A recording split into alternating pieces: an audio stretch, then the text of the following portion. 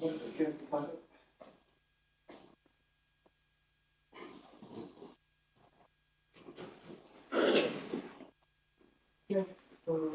then we talk about improve third.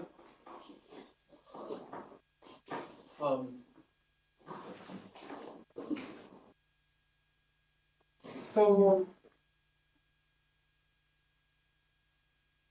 improvement theory is the theory that is built on the phase transition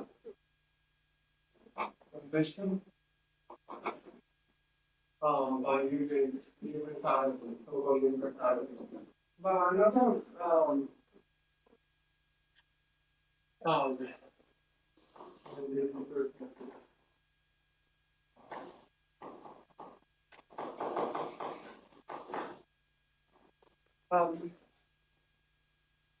so so influenza theory appeared before the in fact the ECS theory, and then it effectively describes the phase transition to locomotivity and so on. But from using these ECS component and using mean field approximation, we can still derive the execution by from the feature. So let's do that. So we consider that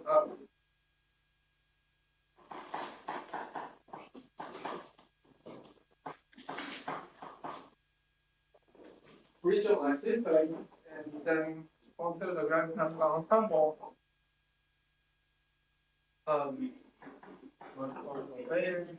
Log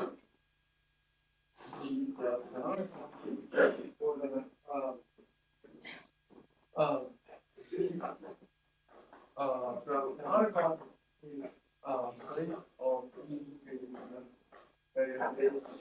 E field where H field is given by us before. I mean, this one is not. Okay, signal.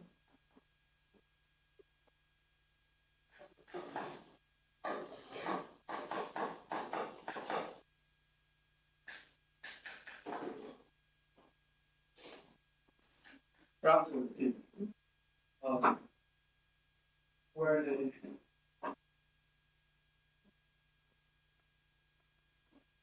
I'm not going to fill out everything. Everything.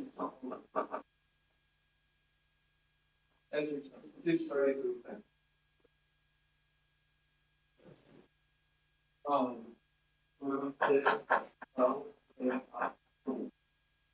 Not potential. And here we use the mean field theory. And this omega it can be just written down so HM and F is given by some of K and plus delta E. And this delta E comes like this.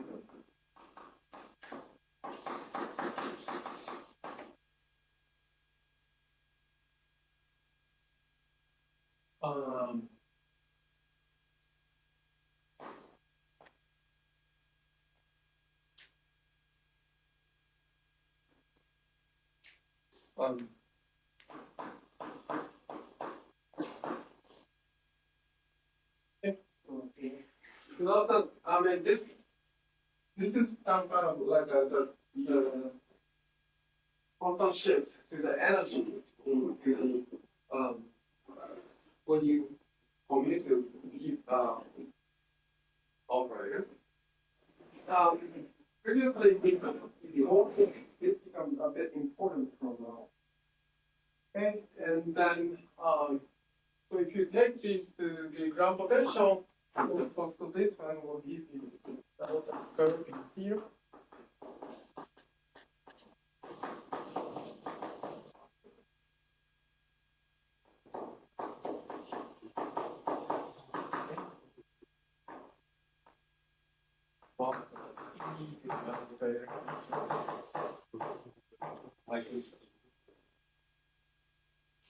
So this two is coming from so this is as before. So it's fermions.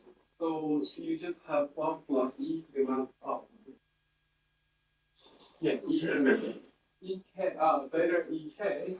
And but now here you have both the N field, the quasi-particle excitation and B. So that will give you two factor two. You have for each case. So that's why you get two. Okay, and then so recall the EK is given by CK double. Then what you get?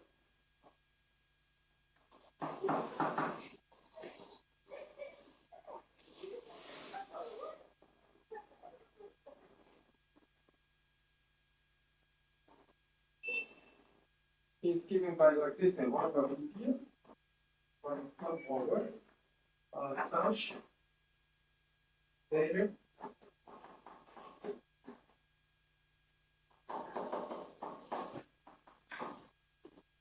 like this. And then, so using the expression for B0, this can be written as sum of dash. And then do the punch.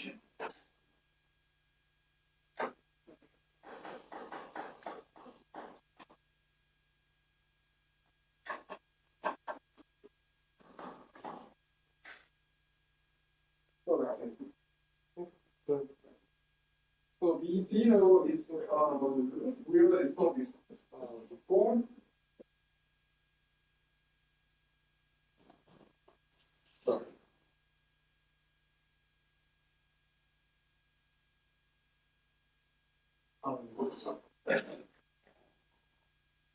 So this part will give you here. Sorry.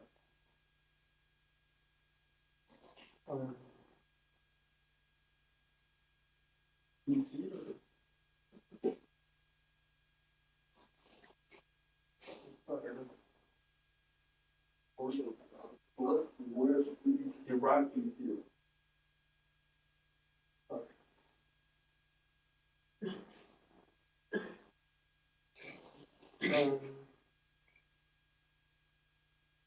One of the video is this one.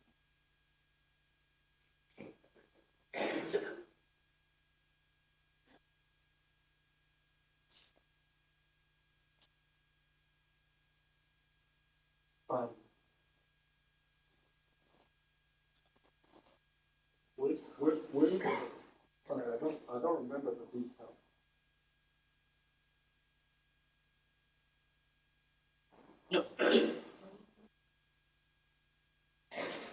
Okay. Anyway, so let's accept this one and then do the computation. I forgot to where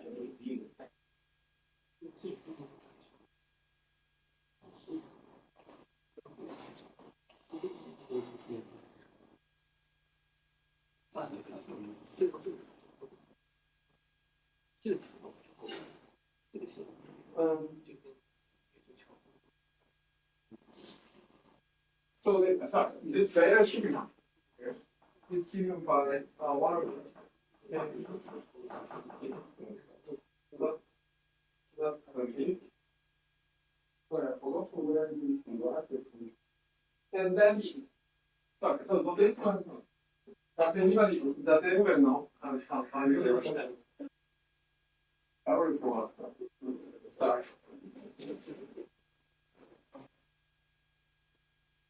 Sorry.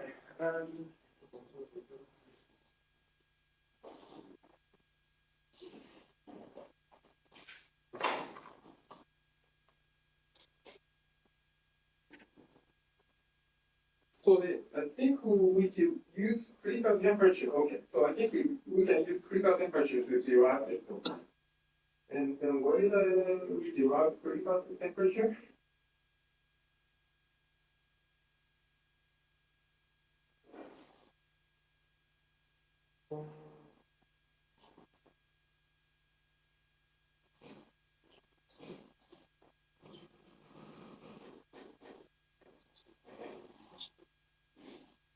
Sorry, I got.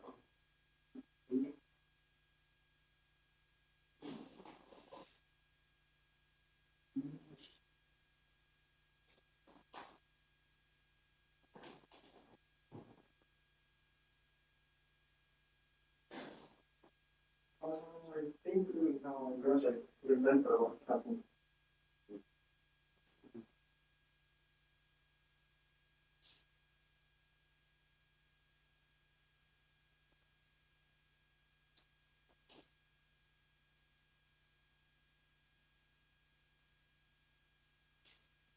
Okay, sorry, I think I'm wasting your time. So I think I will derive this one after the break. So let's accept this one at this moment and then do the computation.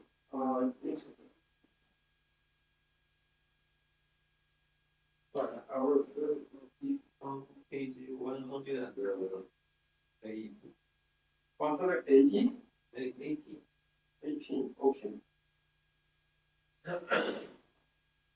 Page 146.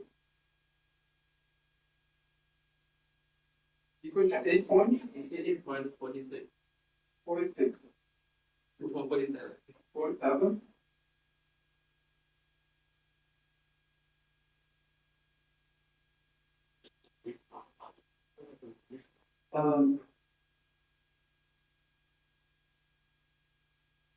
Oh, sorry, delta E prime is equal to E. Sorry, delta square. And then E0 plus sum of. Is this the one you talk about? Is this the one? 50. Okay. Yeah, you're answer. Your answer. Yes. Sorry. Thank you very much. Thank you very much. So the y is equal to b naught, and then sum of 1 over 2 okay, and then 1 minus 2 to the power, and then ek. So that's what you need to do, and then.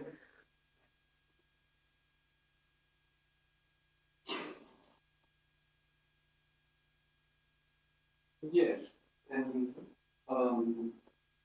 this one can be just written as the so and then sum over, okay, and using this one you should be able to derive them. So here sum over ck is less than h omega t.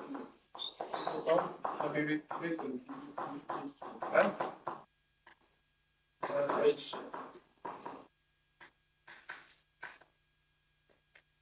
and D. Like this. Okay.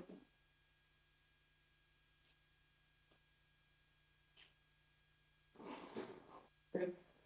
And if you replace that one, what you get is 1 is equal to G times 0 CF, and then H of omega t, H of omega t minus the E of there equal A over 2, and we finish, and then 2 times so that's okay. Yeah, now we have to remember what I'm doing. And then yeah, I'm scribbling when I remember. So this can be written, yeah. And this can be written as the 0 is equal to B0.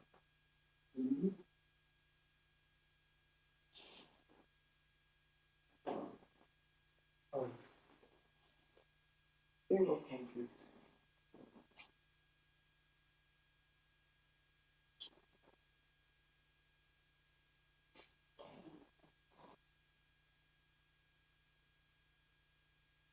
Oh, yes. And also, 53, so 8.3. So now so this one can be written third. So thank you very much. Now let's recall that. Even I already forgot this one, so let's do that. C squared and delta squared. Okay, so okay. We need that delta is equal to 0 and the t is equal to c. Then we will get the 1 is equal to b0, c is equal to f. And then minus h plus omega t and the times of speed to t.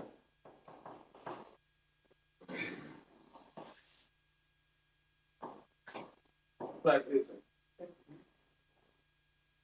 So now hope if you construct this.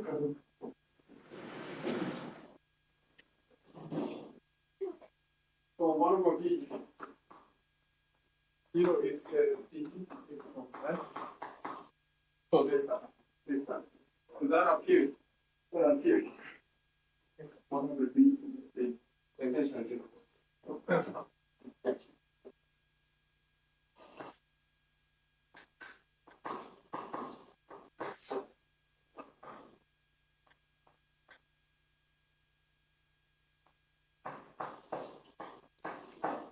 Okay, so that's what I thought.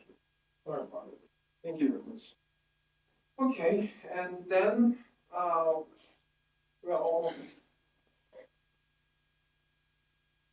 Okay, so now for and if you do perform this substitution, just summation to the integration. If you use summation to integration,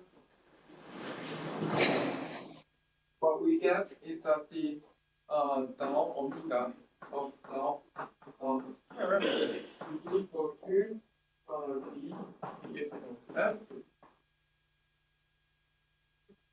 and then we just get have a h bar omega t, h bar omega t, and then h minus d over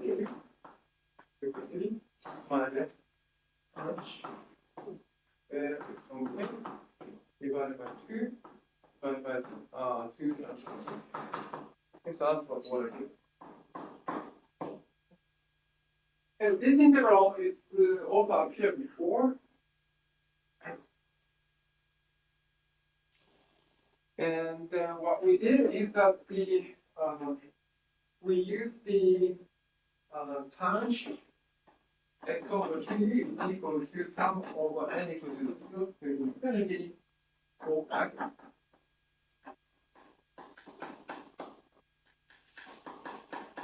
Like this.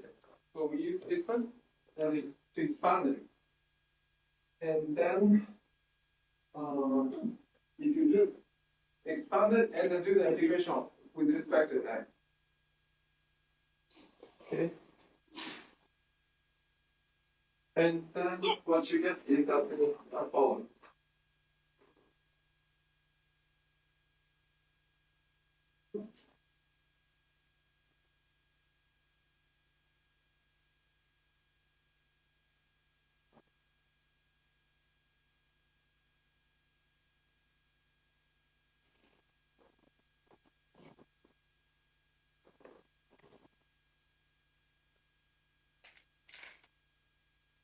So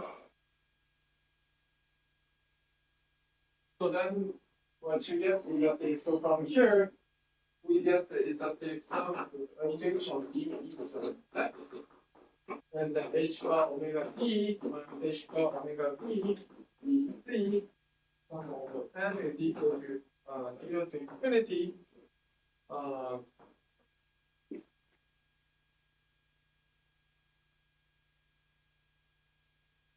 H of n plus t squared plus 2 kb dc minus sum over infinity n equal to 0 square root is from n and square plus delta square over 2 pi k e constant. Okay, so this is the integral. Not contribute.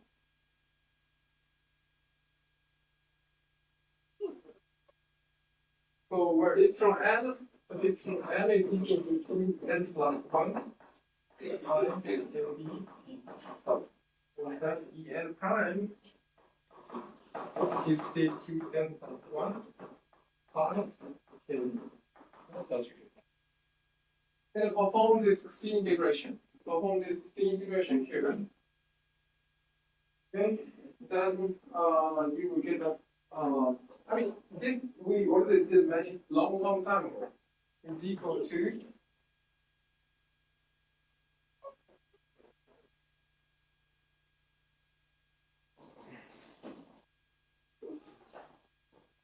so C is from F, and then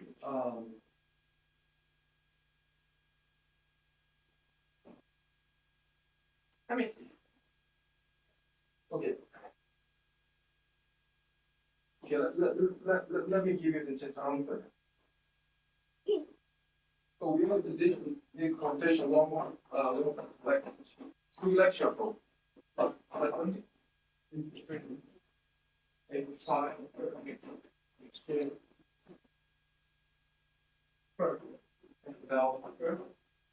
and plus more than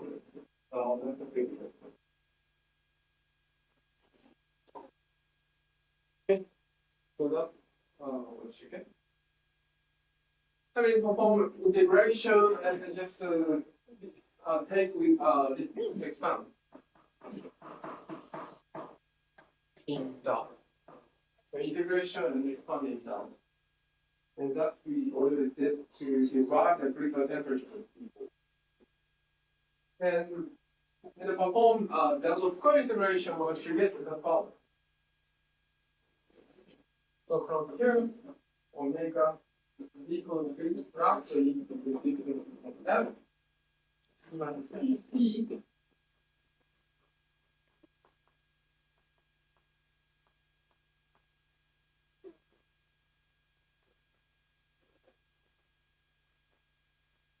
and the delta. That's what we ground potential. Okay. And then we can derive that if delta depends on position, delta depends on position, then we can derive the following.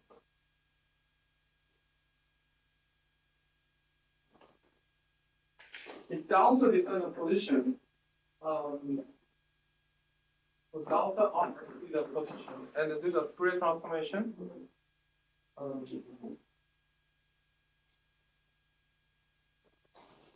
In the Q, delta Q, E over Q R, like this way. And we suppose Q is very small. Q is very small, but not 1, not 0. Then, so this is homework, in last homework, derivation is homework. This delta F, delta omega is omega delta Q minus delta Q equals to Q, where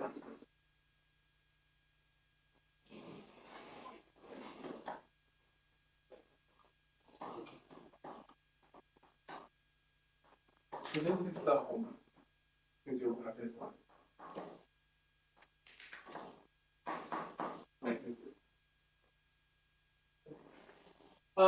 So this is the homework. Here, so that roughly speaking, so we have,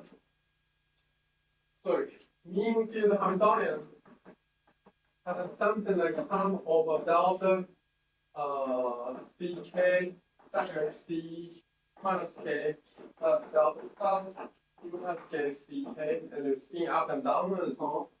So we shift this one to the sum of delta q and ck plus q and the c minus k plus q and so on. We shift like this way. And then try to compute the Hamiltonian, including Q shift, and take the difference. Then what you get is this. This is the physical meaning is very clear. So this is essentially energy with momentum Q, with momentum Q. And here is the electron density. So this ns can be understood as density of the electron. Density of the electron.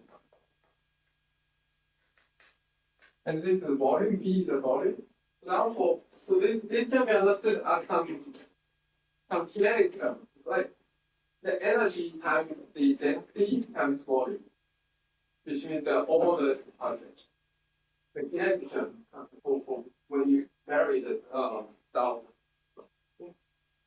So we can combine them together. We can combine them together and then write down the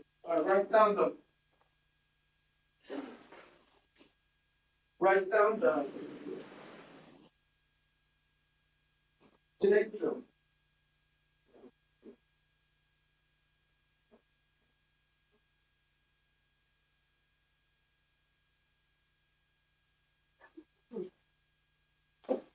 And then, so this NS, we derive it before.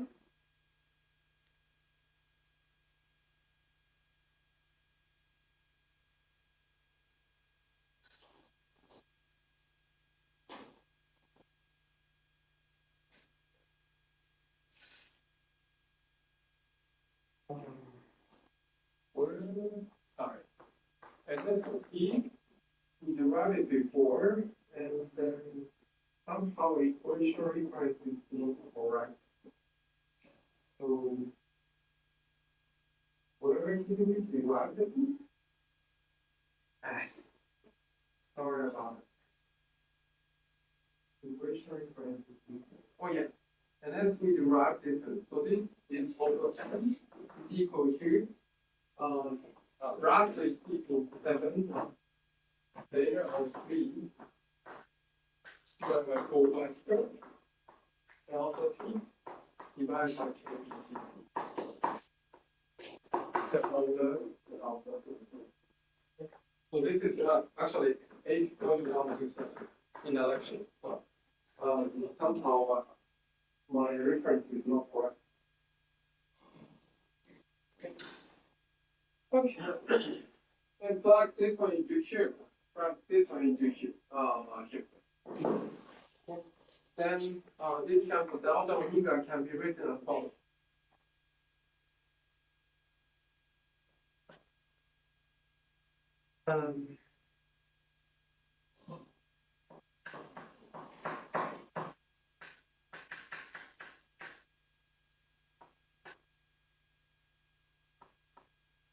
I mean, this constant is not important. Okay, big constant times number square in the number square and delta of. Okay. So plug this one into here, then you have a delta square here. So you have a delta square here, and then you have a q square here. And this q square can be understood as the differential operator acts on the delta. And then if you write everything, write down the coordinate basis, coordinate presentation, you get this. So this really looks like kinetic term of delta. So recall that this delta is an order parameter of the superconductivity. Okay, the superconductivity. And then we assume this one is depends on the space-time now. It depends on space-time. And then you get the disconnect. Okay. And then you have a ground transversal potential here. Okay. and you can combine them together. And then since there's an only constant here, so we just write down the unknown constant is the constant square root times delta is equal to psi, we call psi on R. Then the total ground potential omega t can be written as follows: dq r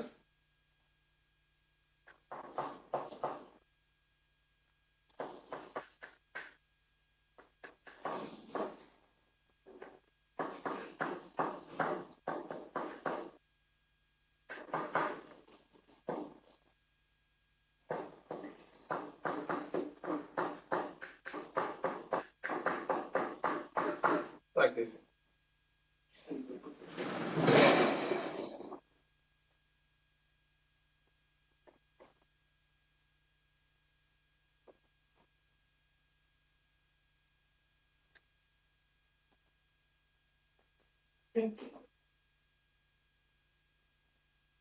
And the L is important thing is time constant times T minus Tc divided by T. And B is time constant. This is not important. So this action is called Ginzburg-Landau is effective Lagrange.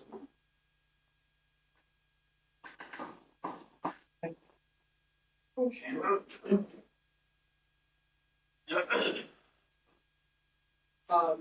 So all of those constants are not important. So the form is essentially you have a kinetic term here.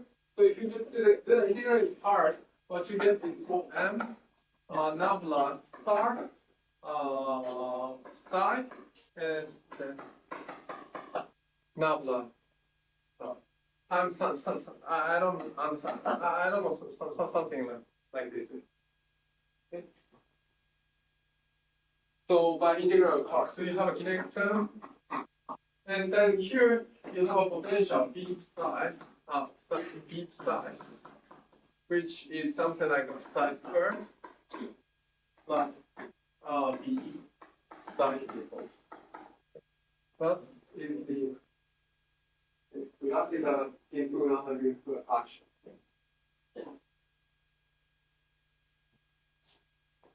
And then if you include so this is the magnetic field or no EM field, electromagnetic field, external field. But if you include the external,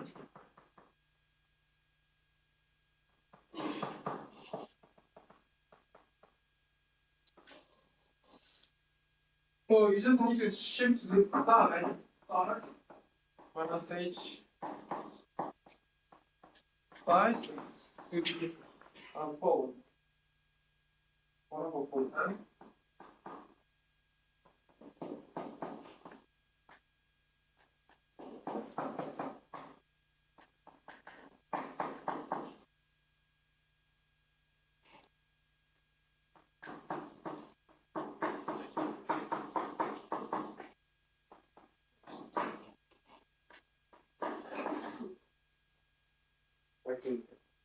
You just need to shift, including this vector potential A and the magnetic field. That's what you need to shift. Okay. That's what you need to do.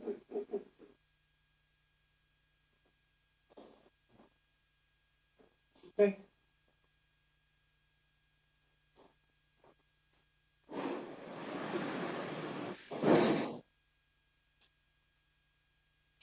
But if you stay at this action, so let me erase.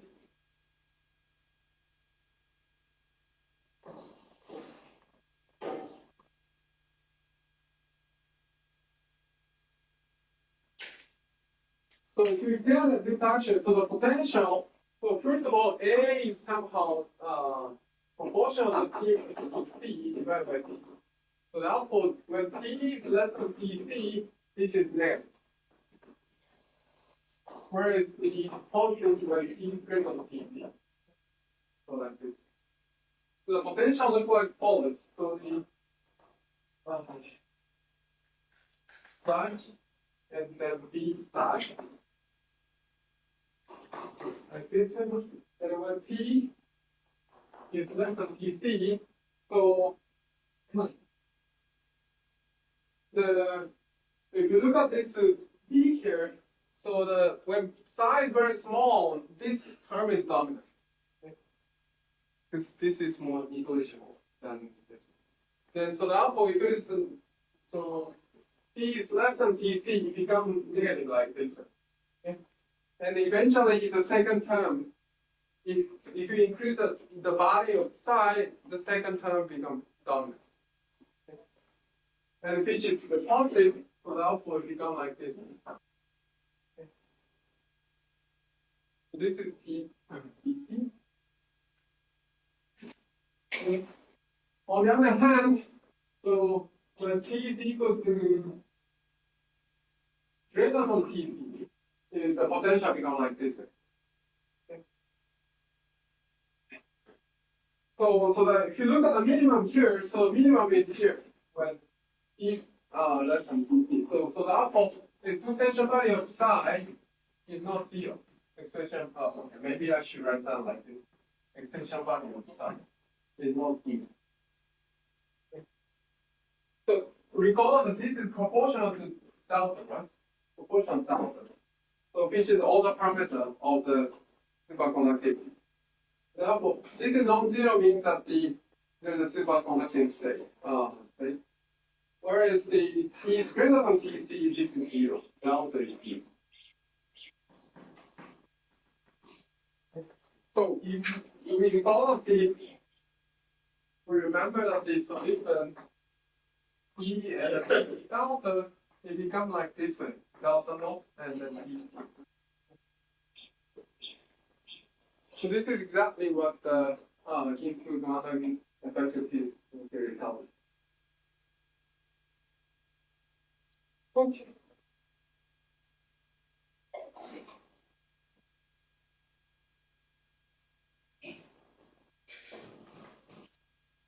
Okay.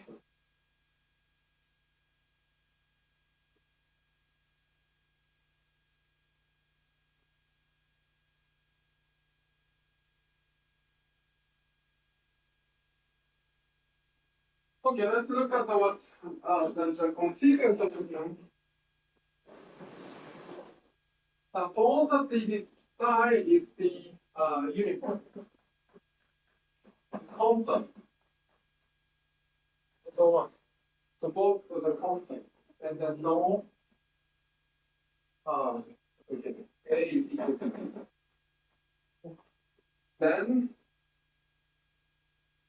so since it's constant, so in action, this term is you can ignore because there is no derivative.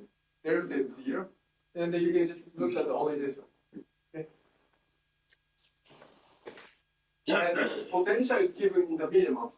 So psi infinity is equal to A divided by B. Okay. Moreover, the potential at this point, so this is minimum.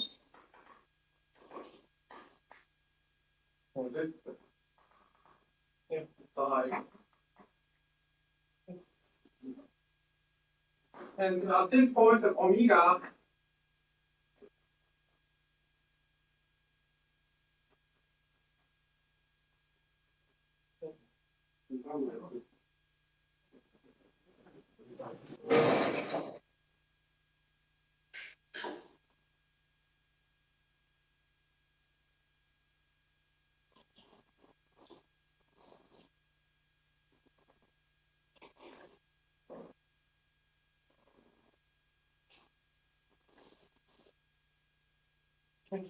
so this is the populated state. And moreover, so if you turn on E field, external B field, external magnetic field, external magnetic field, then the Gibbs free energy become omega and h.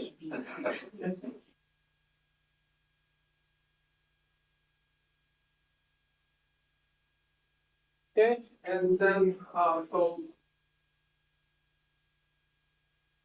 and then if you turn on the B field, so this is roughly become like this is B B squared divided by B. This B is equal to 0. And if you use this relation,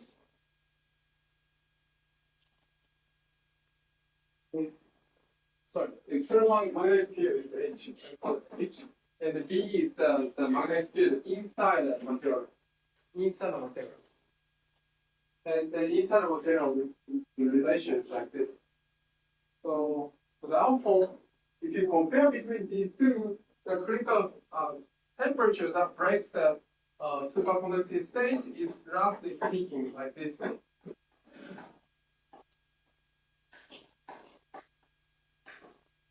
Okay, so which means that the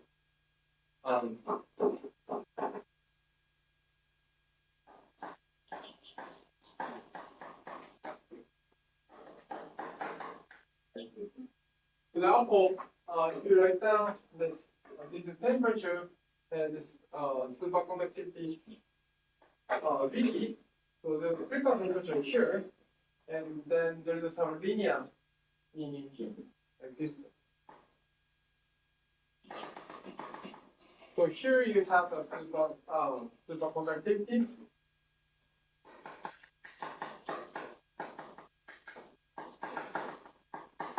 And this is normal conductivity.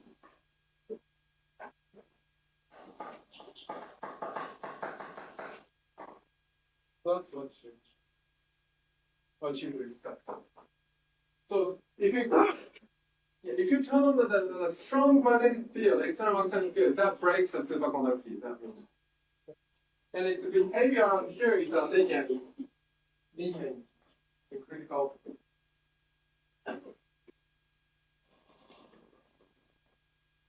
Critical magnetic field. So recall this the last time, so we saw that Meissner effect that even if you put the external magnetic field H is not equal to 0, inside here is equal to 0 because of the superconductivity, that's the Meissner effect. But if H is very strong enough, that can break the superconductivity. Okay.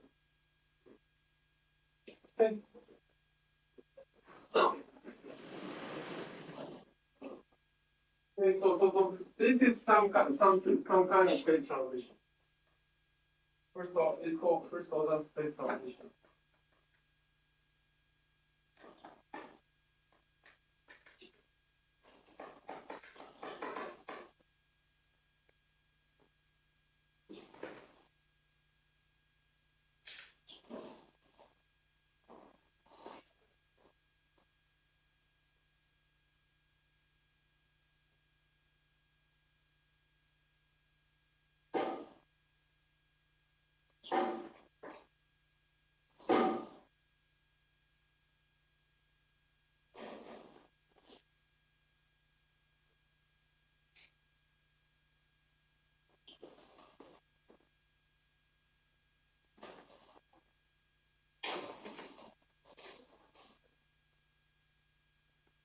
Okay.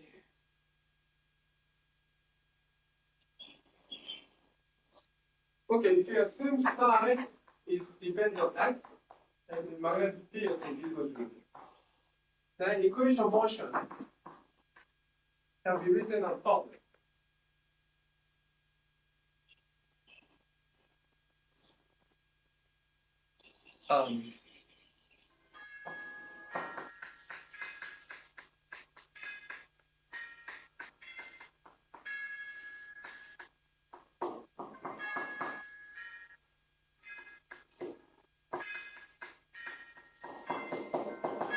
This way, and if you solve it, what you get is the following: psi of x divided by psi infinity, and that is given by h of x divided by star root which is f. And the psi GL is roughly 4ma minus 1 half, and which is proportional to T over T minus 1 half. And this is, so this GL is called the Ginzburg-Landau coherent line. Coherent length. Okay. So this is called coherent. So this means that so this is the typical length that this order parameter delta can vary. So this is the typical length. Can vary.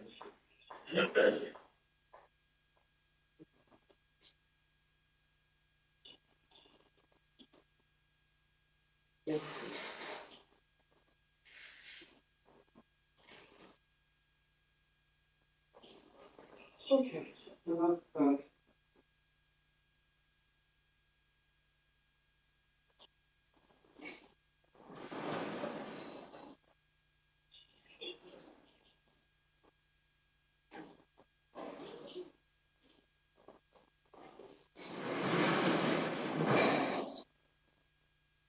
any question at this moment?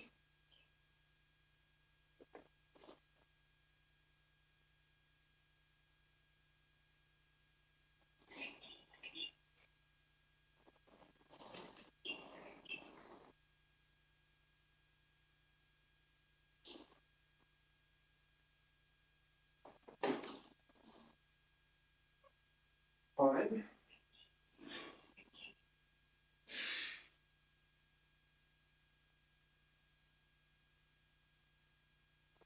Okay, so then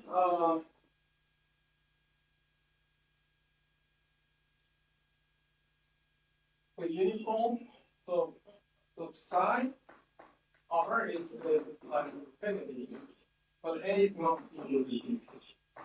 Let's consider such a case. This is number 3. Number 3.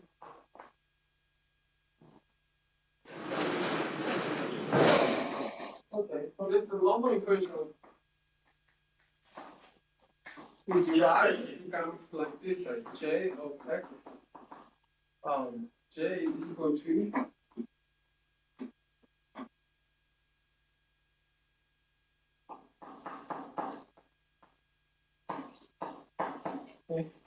and the pitch is equal to minus T E squared and S over 2 A, which is equal to minus T E squared of M, and then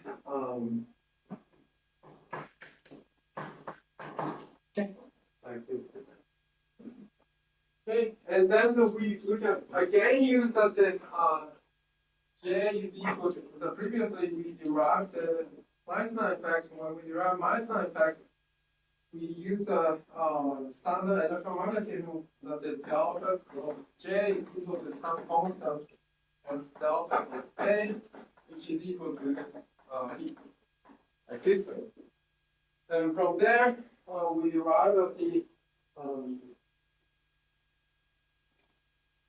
delta square V is equal to 1 over lambda squared E, and then lambda is equal to, in this case, lambda becomes square root M minus E squared.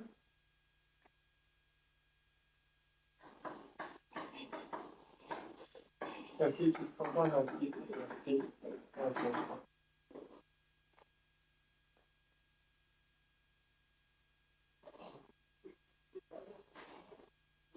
Okay, that's so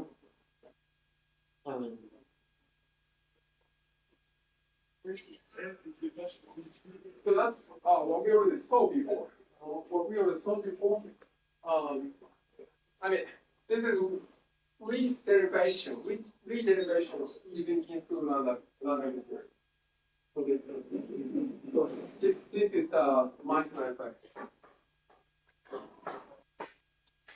effect. And then B became like E over lambda. That we saw before.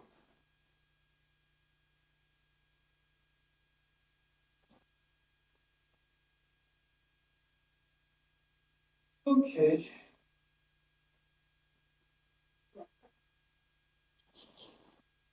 So last case we consider is that the last case we consider is the phi variance and the F is non-zero.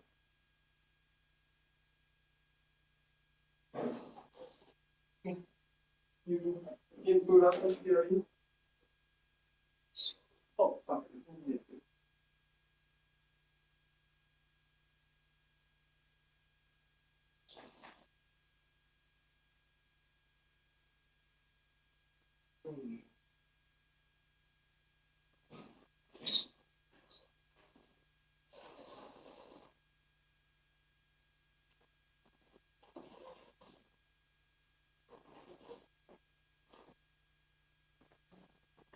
Yeah, sorry. So this is not London equation, sorry. So this can be obtained by equation motion of the Ginzburg-Landau user action omega size and A. So actually, this can be obtained by like this. Is equal to sorry. So this equation. So this is London equation, but London equation can be derived from this variation of omega with respect to A. And in fact, I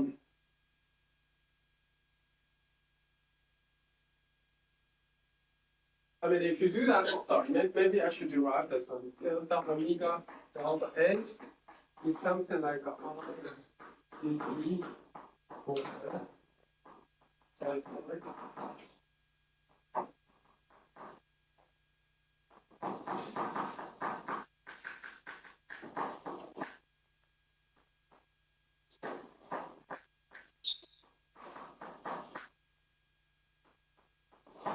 Okay. Equal to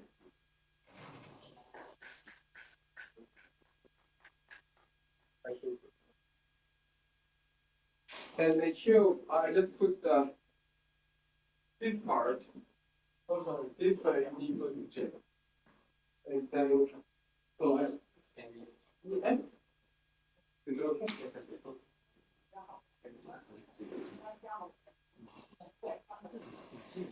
Sorry.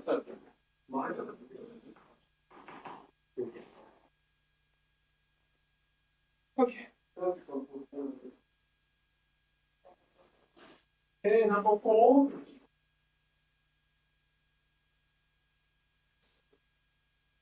Find X and let it equal to.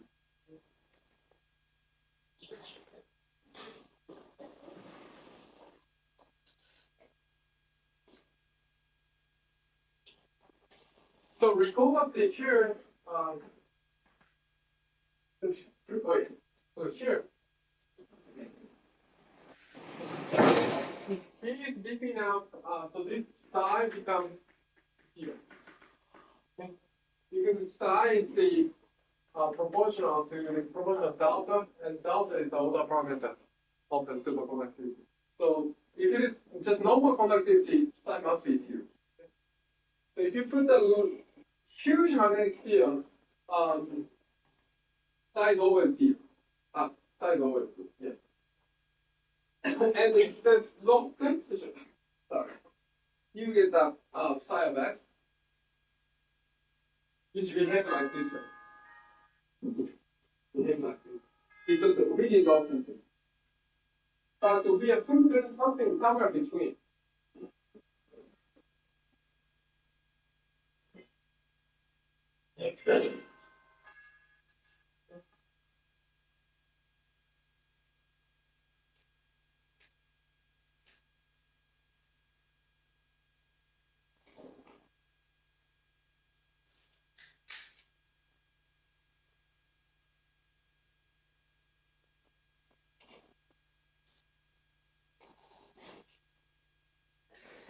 So suppose this BC is the critical temperature, critical magnetic field is I call it BC1, and then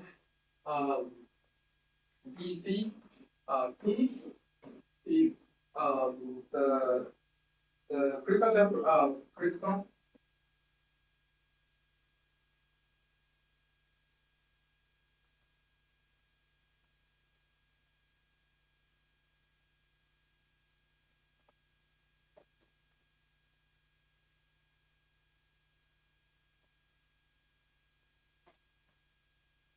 Okay.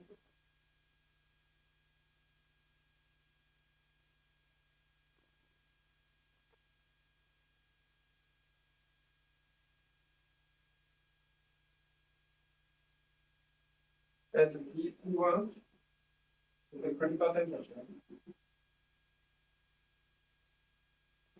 temperature for my side effect.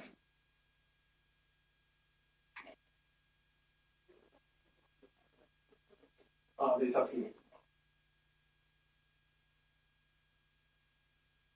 Okay. Suppose we have two different magnetic field, critical, not critical temperature, but critical magnetic field. Okay. And we suppose BC1 is greater than BC2.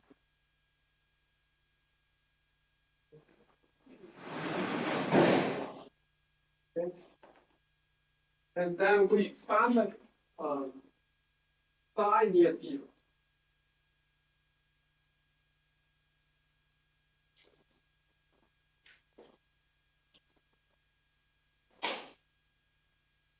Okay.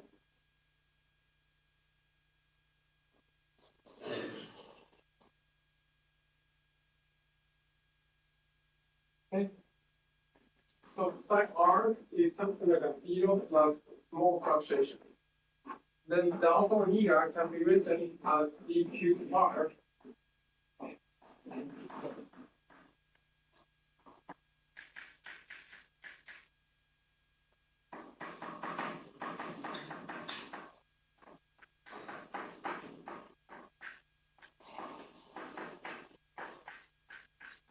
Okay, it becomes like this.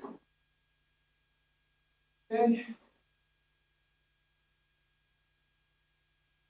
And the Schrödinger equation is something like this one: L plus 4m minus I H not plus H psi of R on psi, and if the eigenstate is not like this. So this is the equation motion. Okay. Equation motion. And the ground state energy of this equation is something like this one. Ground state is M plus H bar E dq divided by 2 is equal to 0, which means that the ground state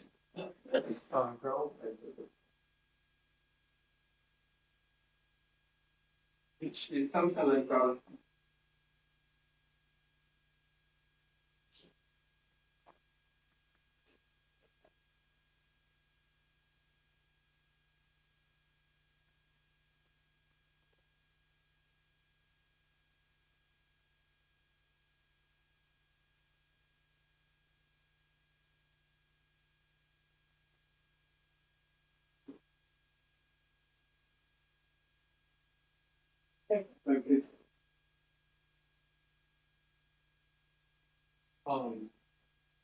I think I'm doing something stupid.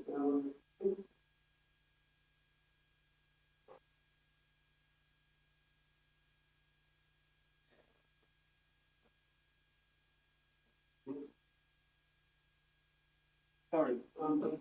What is the side view? I hope this is okay. Sorry, let me check the original. Thanks for referral.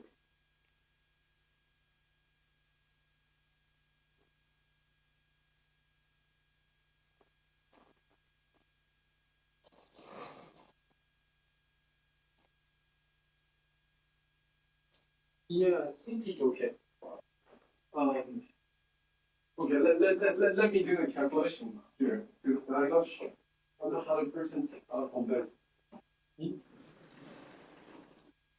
Sorry, so the H bar divided by E divided by 2 pi and C to the square is like this way. So this is the 15 m A divided by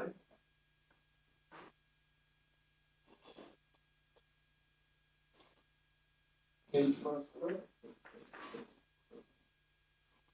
It doesn't look for E. It doesn't look like. Sorry, so this is means that EC2 is equal to 2MA divided by minus H bar E, right? Okay. Oh, sorry, this is the input. First, BGL. Oh, sorry. I'm sorry, that's why. Okay, sorry. So this means that the 2MA H bar square or 4M. Okay, that sounds okay to me. Yeah, and then eventually this will give you 2MA divided by H bar. Okay, is it okay? So this or no? So that's what you get. And this is the magnetic flux quantized by epsilon. So there's a direct quantization, right? For magnetic monopole. E times magnetic monopole is proportional to H bar. That's some number times H bar. In this case, 1 over 2, right?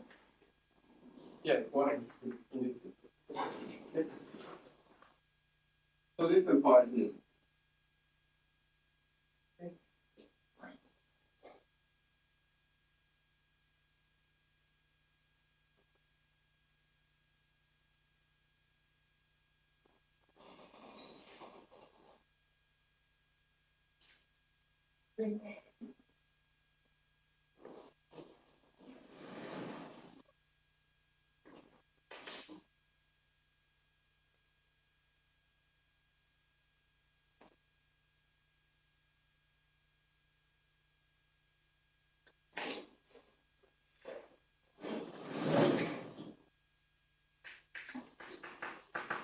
And then, so if you use the relations of E on D1, sorry.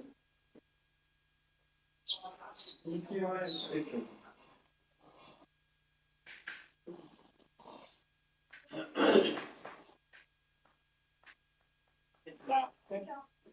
Then what you get is that the EC2 is 32 alpha EC2. And the alpha is equal to lambda over CG.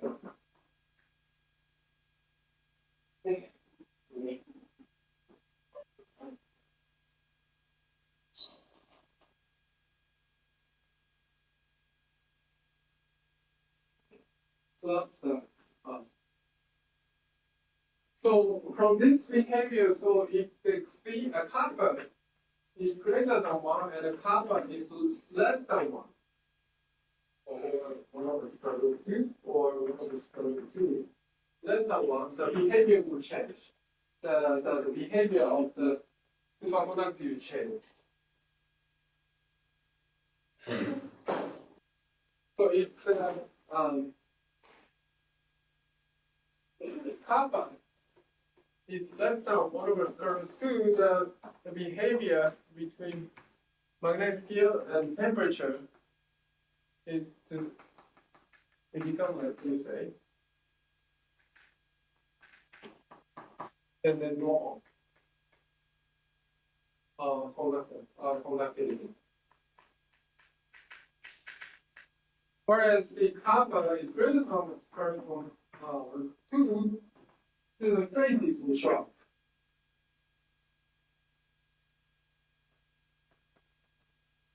So this is superconductivity. So this is the normal conductivity. And here you have inhomogeneous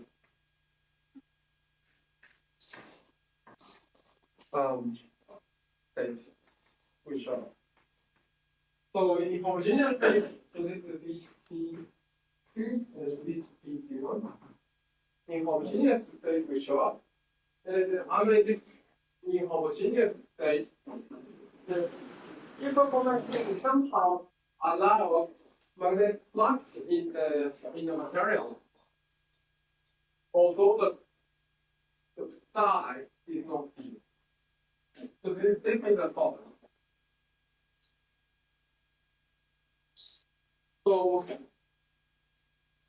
So you have a superconducting material, and if you apply the external magnetic field, at some point there is some fluxing will show up. At some point, some thin field it allows the magnetic flux in the material.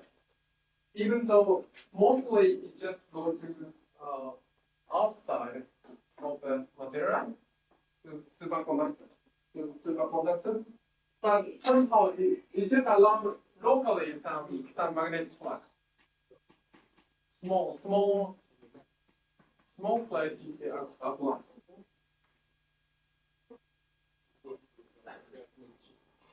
So this is the material, and it can just locally allow the magnetic flux can penetrate the material locally, small region. And from there, so you can just have the delta become like this way. And you can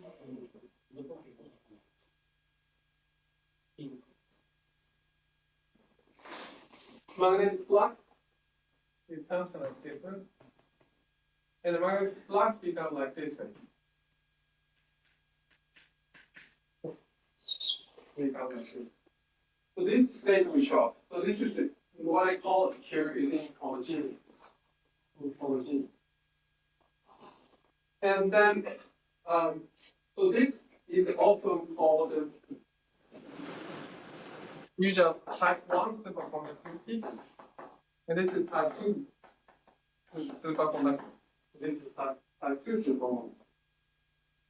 So depending on this kappa material, the superconducting material, this kappa, the phase will change. The superconducting. That's what is power. Any question at the moment?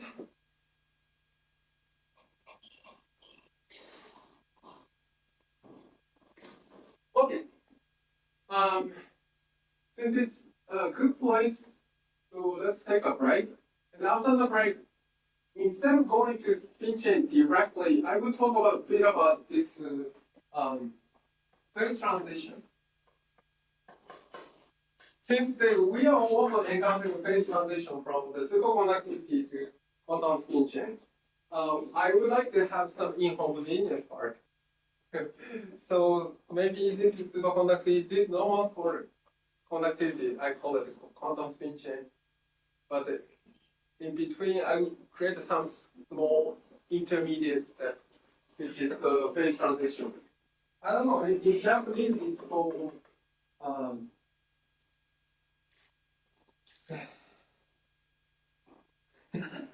okay. Hey, let's talk about the phase transition after the break.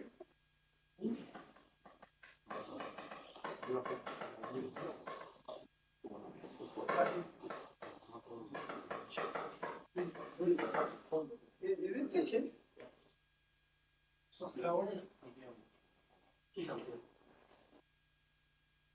Oh gosh.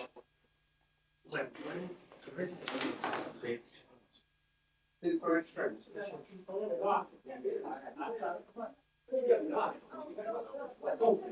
In Japanese, this is correct. Okay.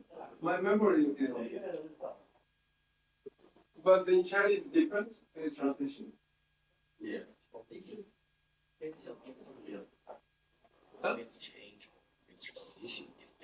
啊，对前期。Anyway, so that.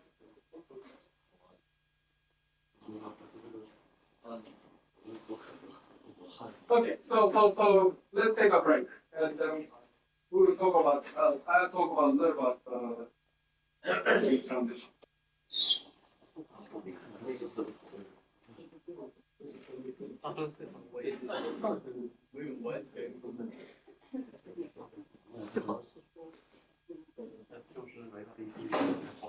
就是那个对，那个是，对，那个是，老皮是好几年的，你抄的里面就这个币，那这个但我想是不是这个背景？外岛那不是，他是说如果他那个指的是可能是小大的情况里面那个发展是一个，所以基于情况下就都走那个发展，我在上面说一下。就是他好像说跟那个这个换做一个不还是个经典的，还是他是儿子还是？就是换就是本身是 L 和 R 乘嘛，对，那就是他可能本身是 R 受 L 的函数，但是简单的情况下就是我们认为它跟资料没有关系，就是个常数，得到一个常数，所以就是不能做这样，把那个常数说哎呀，就特别不太清楚。这个方面有点这个好像是如果中国人这个地方，我每次这样对这个学到，那好一个二，它这个二给你，啊，给我那个二，这个对无所谓。哦，我这边我有一颗好，过来为什么让还是事情，这个不需要方法可以啊？这就是行。对，就是为什么这些系统直接把那个。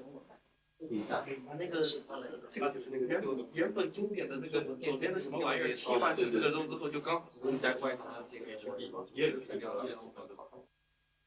这个我没看懂，这个其实这个为什么这样对这部分确实是这个名字这样的，为什么这个东西这个对也可以，然后后面又这个人对，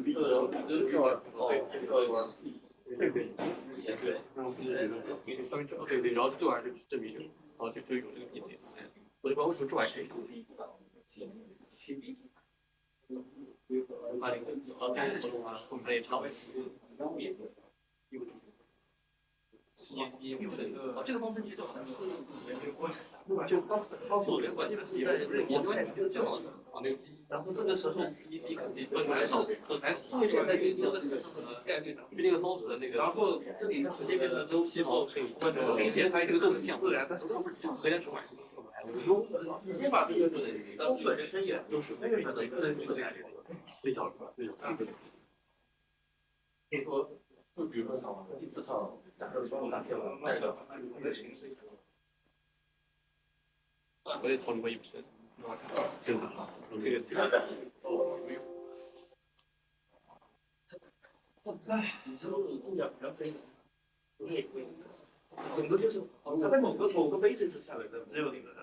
理解了，我也觉得，就更重要的是在就那个分类，就我说必不得已，就方式分类。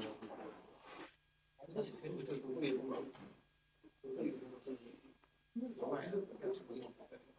非常好，好，就是这个也比较多，但这边，这个吗？它是不是中间的一块？是，我觉得可能就是跟我做这个有点像，好像就是。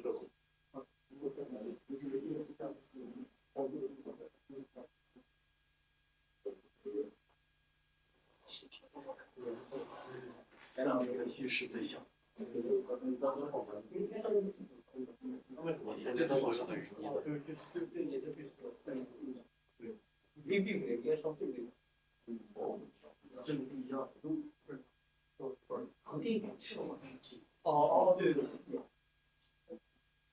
我们都是压力。对，应该不是恒定，地方，让他那个都是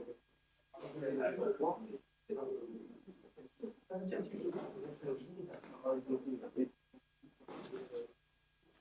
也有那个 A 到这个球道，这是这他啊，对，然后按方向有光，他应该那应该是这个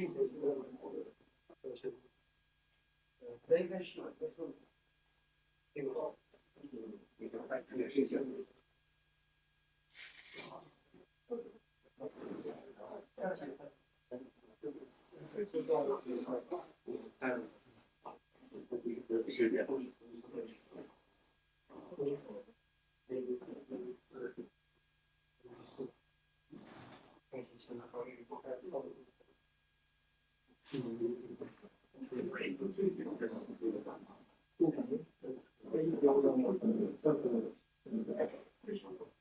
我玩一下新疆的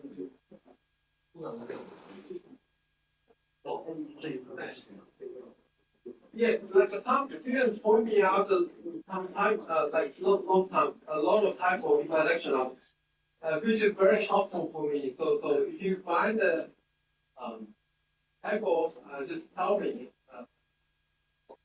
It will be very helpful.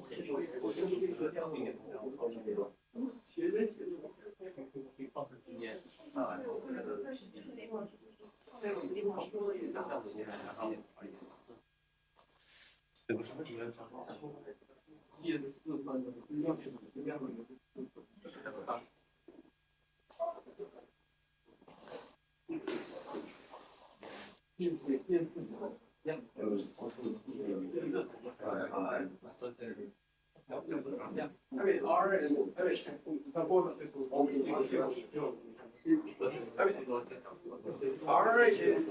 X,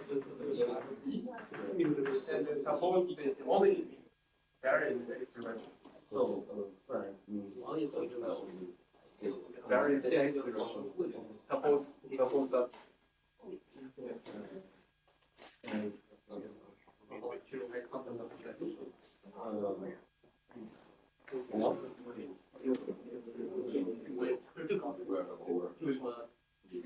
mean, if it is no productivity omega equal to 2, because size equals to 2, so the potential is 0, and we assume the size is dependent on the volume, right? The kinetic will be so omega so then H just plug that in.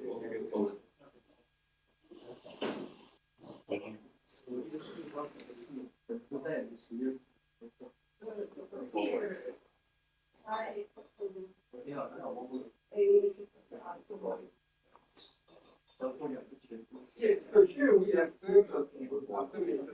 superconductivity state. So I wrote like dimensional one. This state. But if you turn on the magnetic field, psi becomes 0. So which means that here. And also, so we included in the potential B program. So if the curve plus B plus the force, and there's a B here, B field, something like that. That will affect the potential. And it eventually becomes psi equal to Z. So then the omega is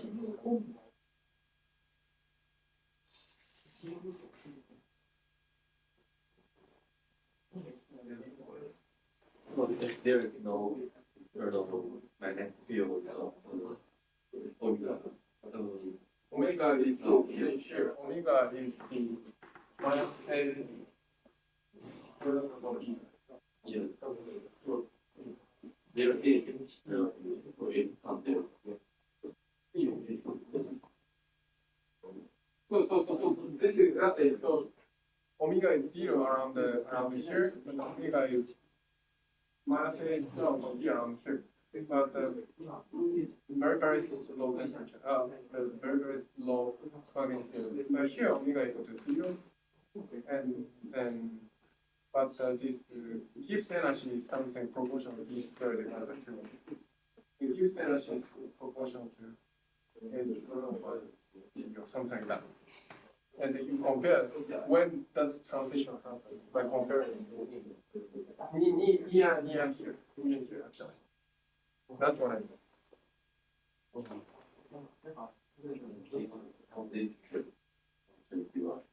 This is a question. How many?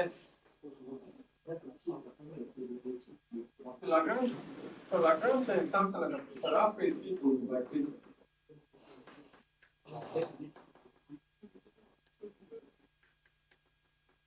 Right. So this is Lagrange omega. So the integral of this without omega without phi is equal to Z. Oh, okay.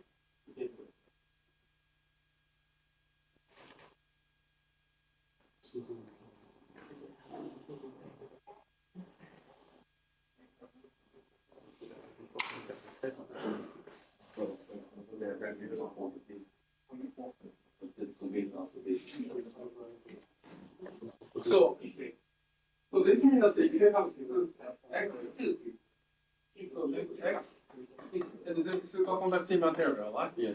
So delta can be varied by roughly tangent of X divided by C. Yeah. This means that if X varies like CD, something like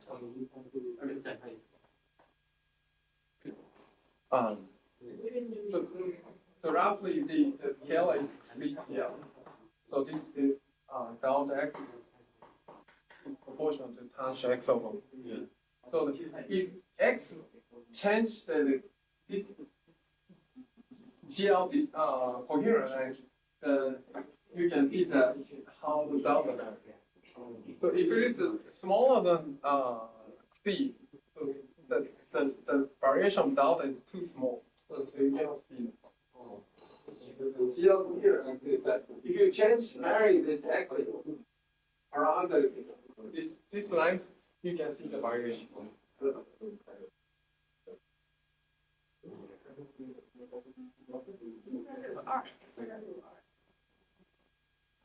Yeah, so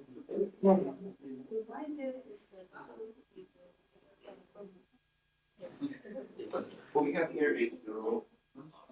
What we have here is 0 is not. It's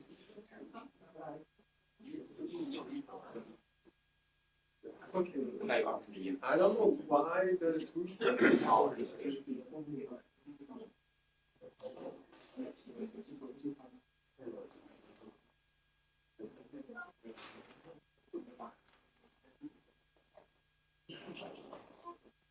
Oh.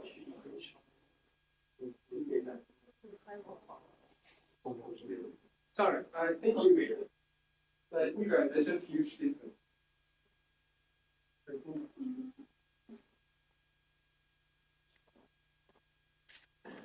So the omega is not 0, omega is this one. oh, The minus this one. Transferring to this Oh, I see. So E squared divided by 2 is 0 minus E squared. Okay. Just GS equals G then. Yeah, but this one is just just I mean order. So just for the sake of calculation. For the sake of calculation, I mean you don't need 2 here actually. So I think I need to multiply 2 here. Yeah, that's okay. Yeah. But that doesn't answer to it.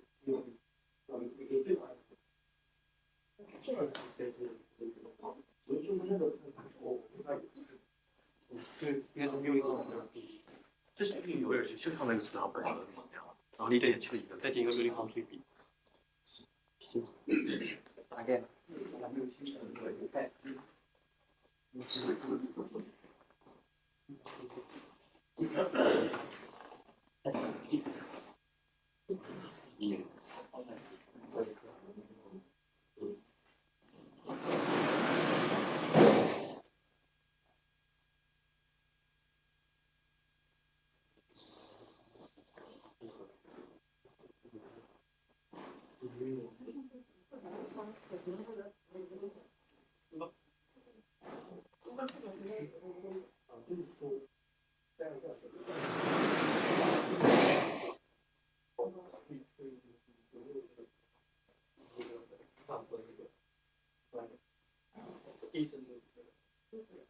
也是，对，这个是，就单纯的我们当时为什么是走高的对，这个这个我其实知道，这个就是做科目时候做不了的，就是二月份我不是，就是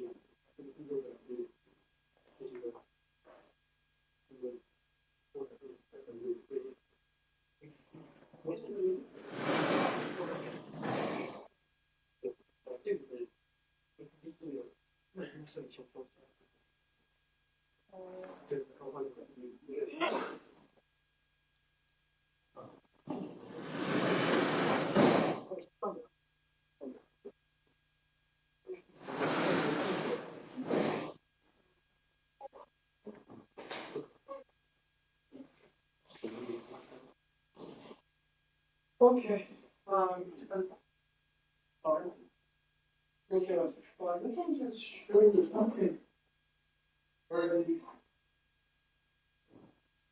simple model that describes phase transition, which is called population.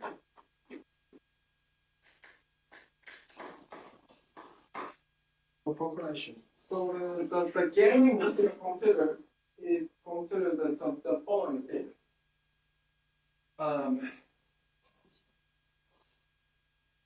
We consider something like a lattice model.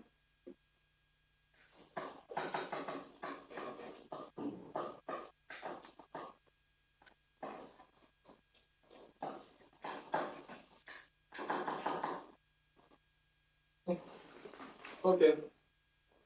Like this, lattice model like this way. Something like this. Whatever is okay. I mean,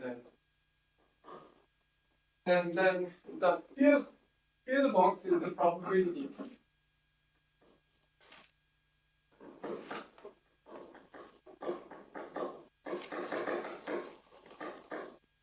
But the empty box is probability. Then are good. I just want to consider such very simple sentence. Okay.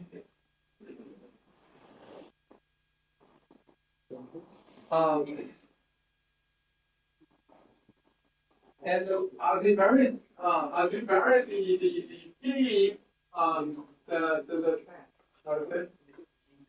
the cluster.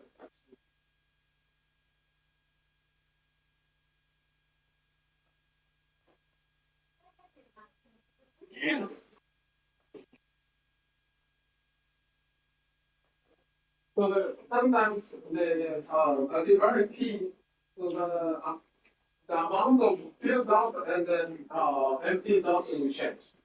So for instance, this part is called cluster.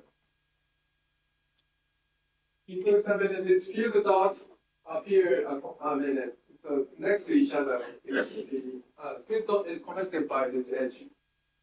That is called one. Okay, and then for instance, if you consider one-dimensional line, so when p equals to 0, it becomes like this. And when p is equal to 1, everything becomes pure.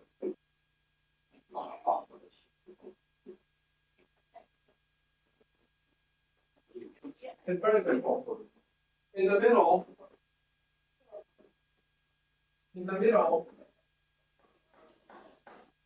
it becomes like this way.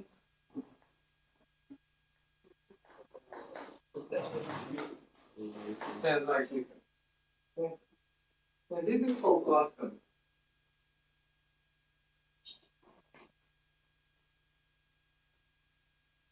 Okay.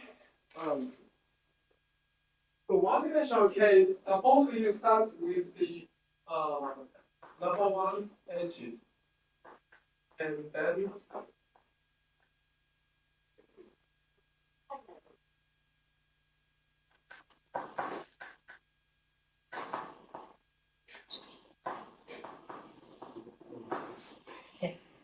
number two, number three, number four, and so on.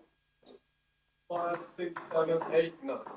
And so we consider following probability. Probability.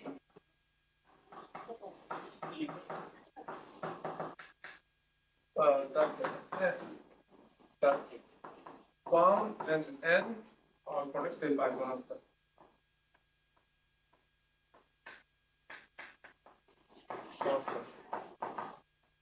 So in this case,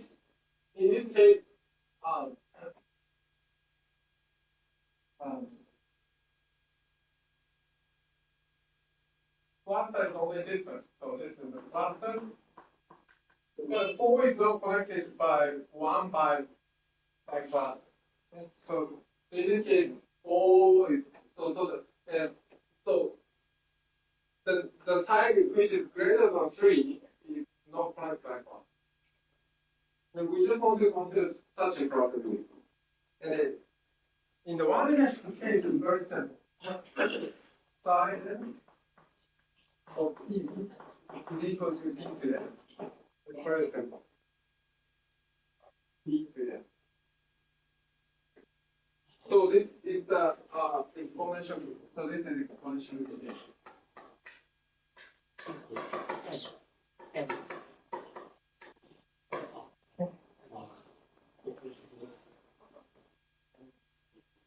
In the case of p is equal to 1/2, something like anyway, so it becomes like a really exponential decay.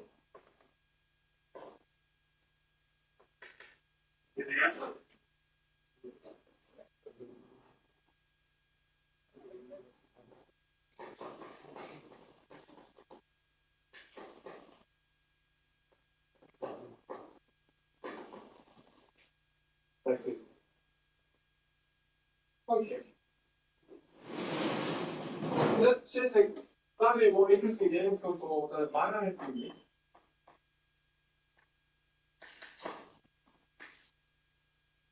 So binary tree is something like this one.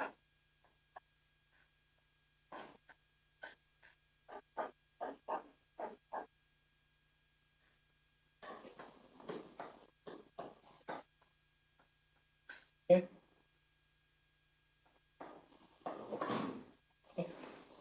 Right, this way. So, and I call it this one is level 1. So here is level 1. 1, level 2. Here's level 2.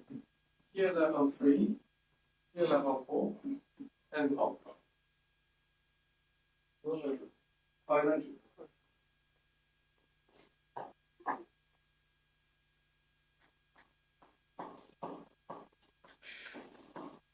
And then this is field, circle, field,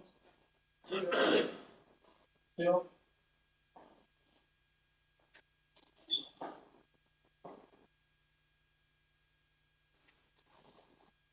Okay. And then cluster can be found here is like this one. This one is cluster actually. And another cluster is something like yeah.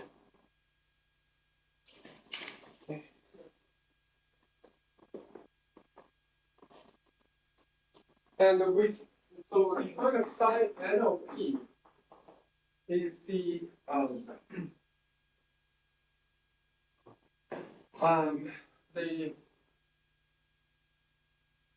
cluster which at the level n. Sorry, probability. The probability.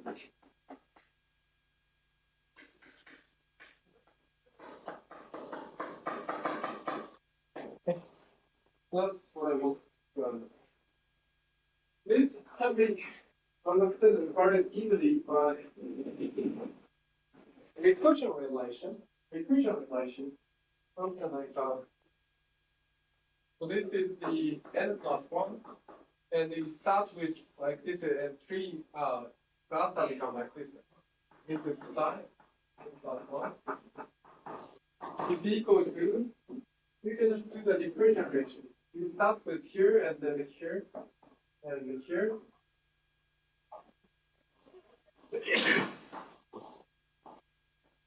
So this is the length here is n.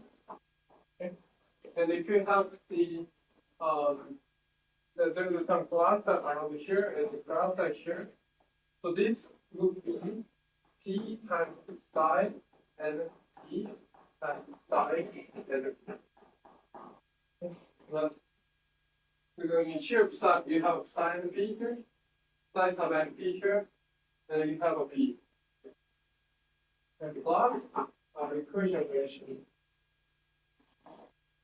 But you can still like have like this one is okay, but you can somehow stop somewhere and then become like this. This is something like a p times psi n p plus minus psi n. Okay. And then you can have the same operation. Like this way, or but here we have this is 2 times. And another operation is the something like this. Yeah, I think that's it. That's it. Okay. So this is the. Is it okay?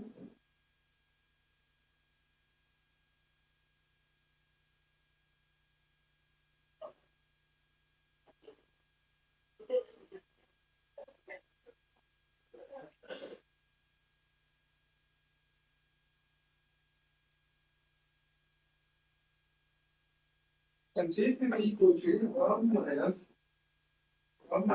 p psi n plus p. Is it correct?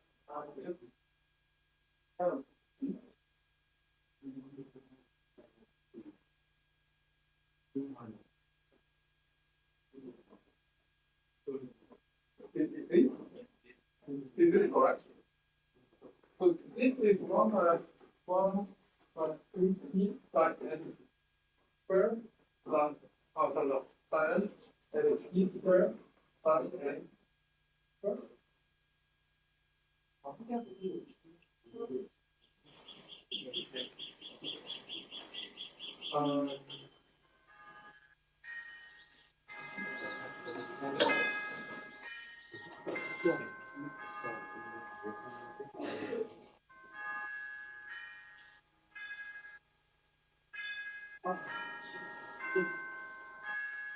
Am I wrong? Actually, maybe the p squared term shouldn't appear. We should have p square. P squared in the Sure. Yeah. This is strange. yeah, that's okay. Why that? Sorry, I think that I was mistaken my lecture.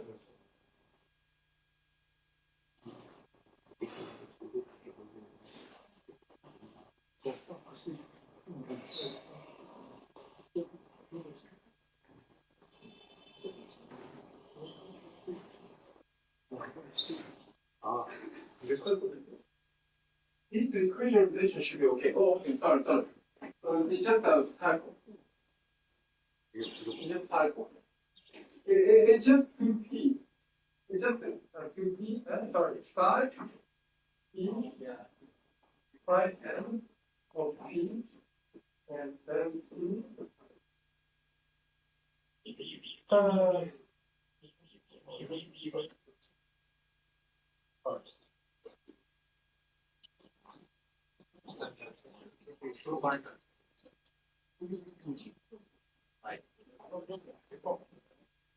That's it.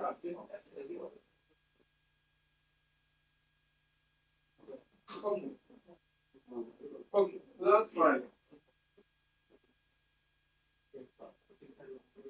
Okay, so let's look at what's going to happen when n goes to infinity.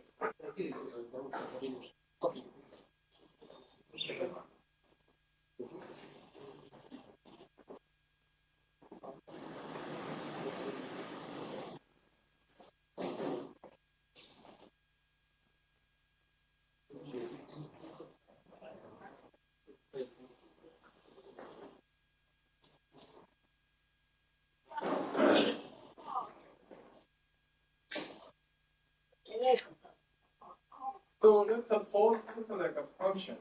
So this is the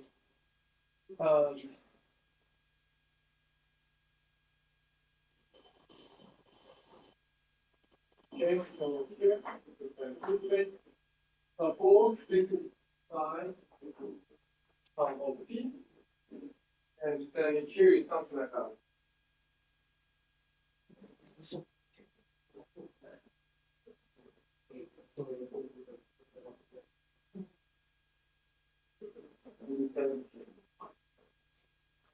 So this is psi p, p,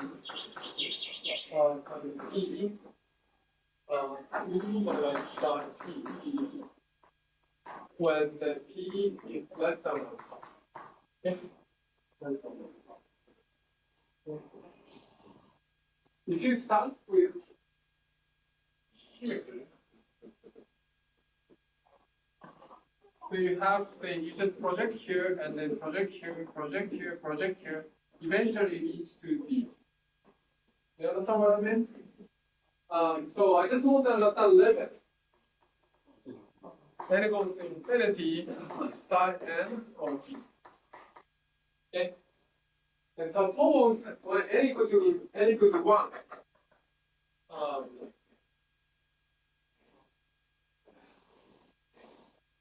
to 1, so you have the psi 1 of p is like here. Okay, psi 1 of p is here. Okay, and the black this way. So then, so this is the sorry. So this is psi 1 of p. And then if you plug this way in, yeah. So here is sorry. What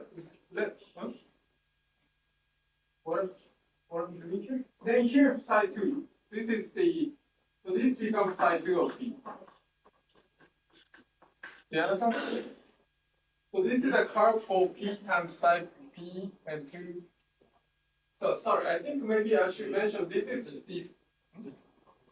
I don't know how to. What's the right? Anyway, so this is psi p, and this is the p times psi p. 2 minus psi, something like that.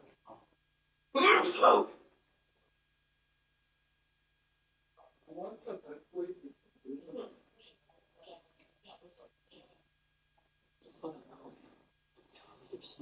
Anyway, so you understand what I mean? I mean, this is the slope 1/2. Okay, slope 1/2. If p is less than 1/2, so this is the curve. So therefore, you start with psi 1 is here. If psi 2 is becomes here, and if psi 3 is here, and psi 4 is here. So therefore, this is becomes 0. Okay, you understand? However, when p is greater than 2, 1 over 3, the curve becomes like this. Curve becomes like this. Okay? Then you start with psi 1 is something like this one. Eventually become like this one. You understand what I mean? Okay? So therefore it becomes non-zero.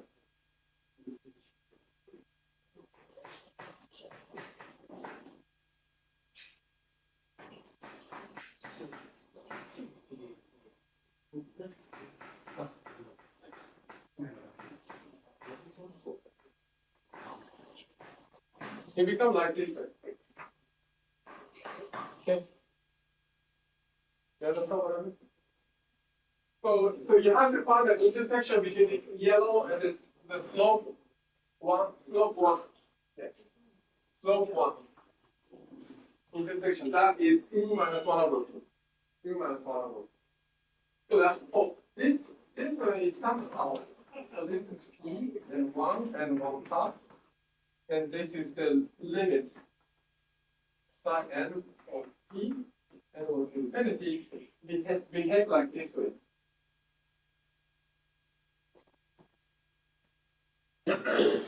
Behave like this way.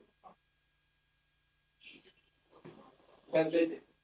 So what's the body of here? What's the body of here? So what's the body? 1. 1.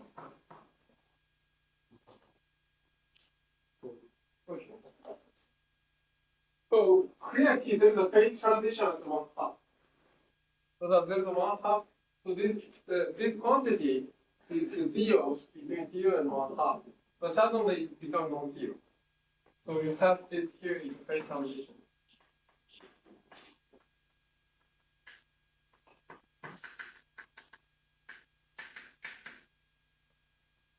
That's it.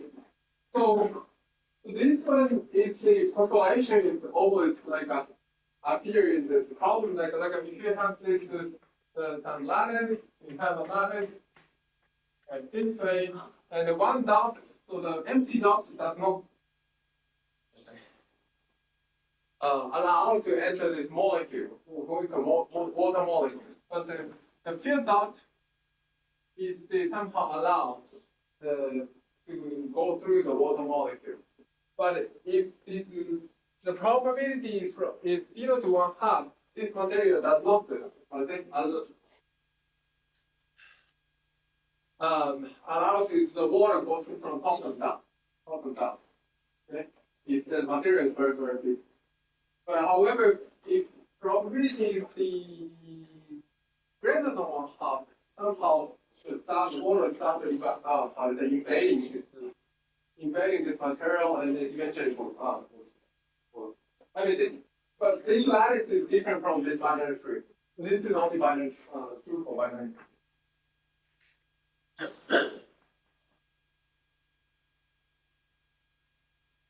So this is phase transition.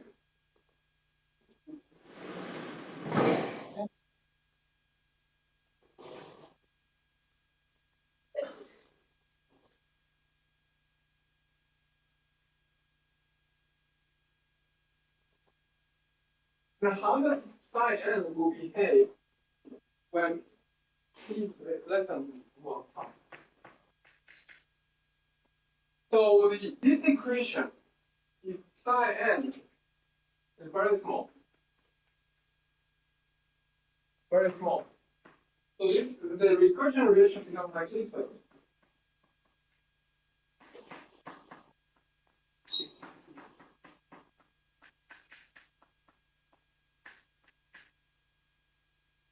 So it's roughly speaking,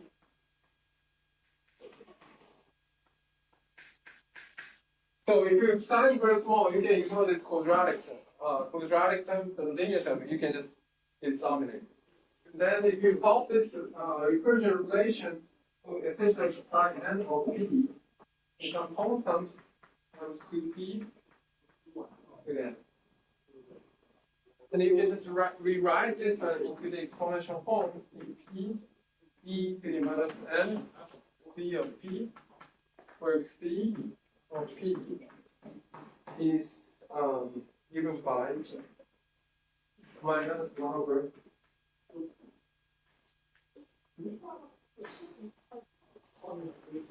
Okay. And this is correlation line. The correlation line.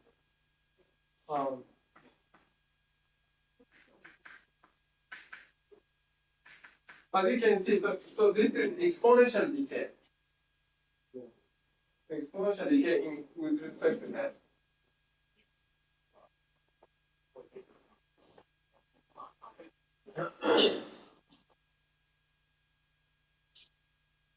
And if you look at this C,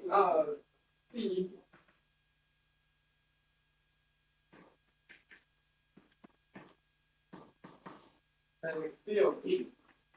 So if you put the P equals to 1/2, P equals to 1/2 here, then this is the divergence. The log 1 is 0. Okay, so therefore it's divergent. So the correlation length behave like this way. So there's a 1/2 here, and the correlation length become like this way. Okay. So clearly, so this correlation length diverging at the phase transition point. Okay, what happened when P equals 1/2?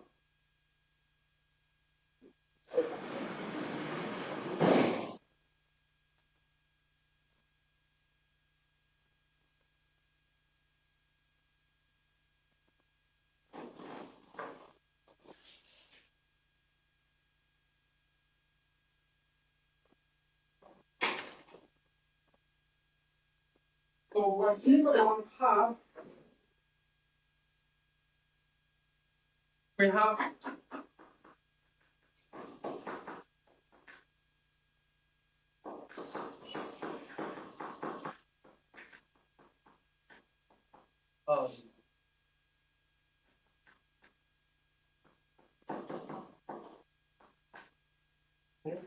and this is equal to psi n plus 1 plus psi n.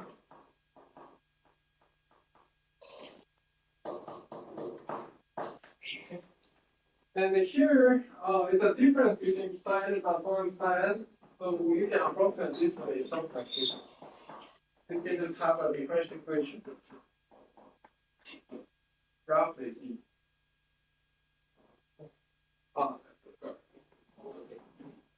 And then, so if you solve this differential equation, psi n is equal to, what would you get? Yes, you are right. 2 over n. So that's what you get. This.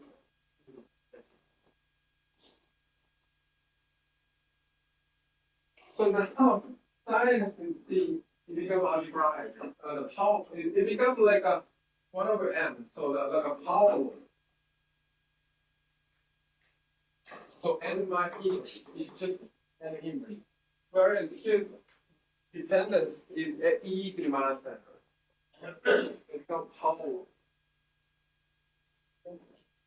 And there's no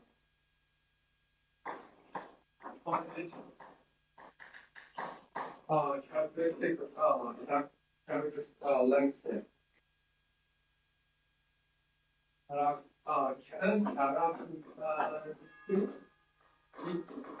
Length.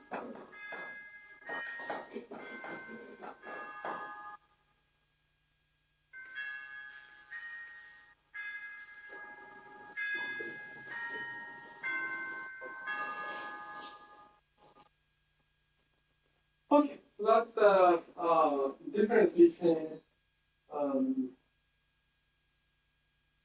P is less than 1/2 and P is greater than 1/2. Okay.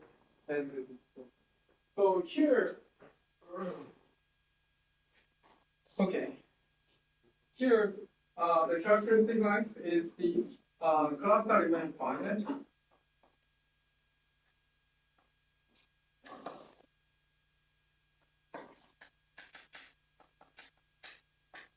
And there's no long range connectivity. this one. So this equation, where is the this is equal to 1 plus. Or in general, P is greater than 1 plus. We have infinite constant, infinite constant will show up. And you have long range element.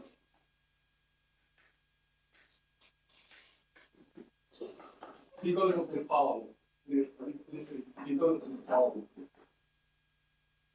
We show. That's a really phase transition.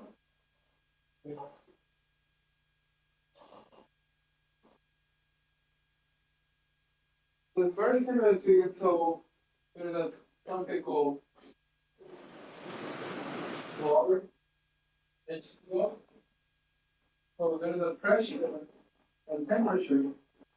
And I don't remember the diagram, something like this. If you had like this.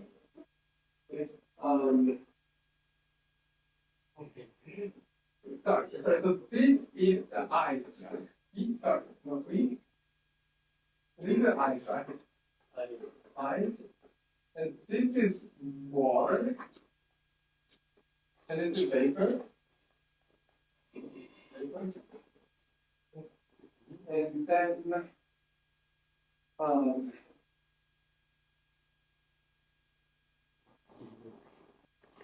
so here liquid water has the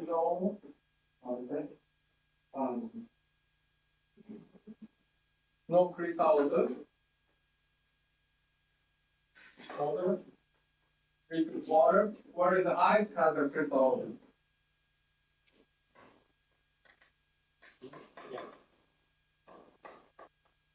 This is crystalline odor is really low threshold.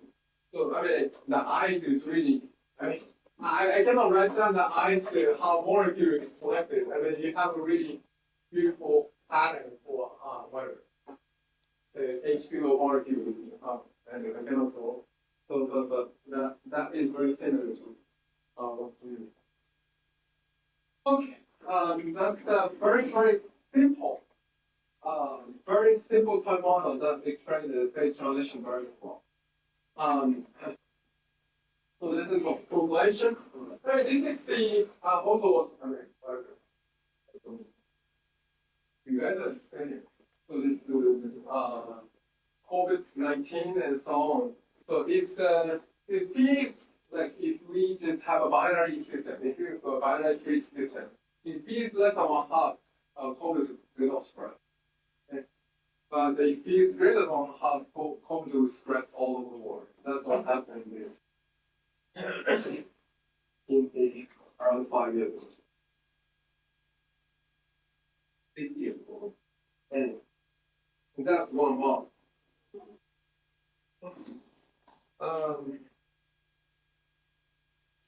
So this is the one phase transition. So from long range order and no long range order. So what I'm going to talk about quantum spin system is something more dramatic phase transition work. I'm going to talk about the dimension. So I'm going to talk about something like a spin chain, Heidelberg spin chain. Chain. So that's too difficult. So the Heidelberg spin chain, we call it, this is the anti-ferromagnetic magnet. So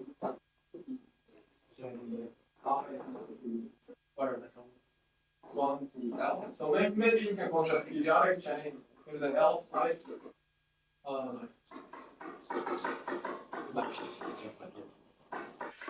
So F is the spin variable, and I stands for I side. It's not the X, Y, Z. So this is the I is equal to I 1, 2, 3. So Newmarian spinning will interact in. And if it is plus sign, it's called anti-ferromagnetic. Okay, and there's something called Haugen conjecture, as I mentioned the first lecture. Conjecture. Saying that if the S is strictly half integer. Oh, sorry.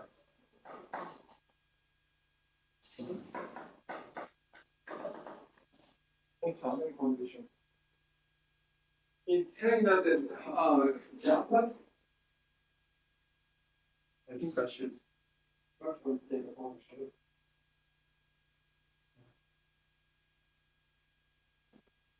So the ground state in unique.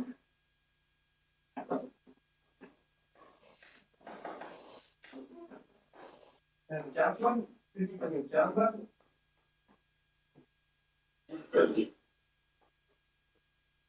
And number 3 is the correlation function is powerful. Okay, now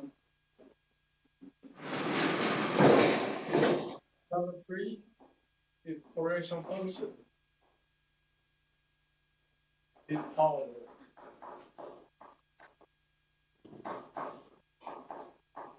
It has a wrong control. In particular, so if you consider as I and as J,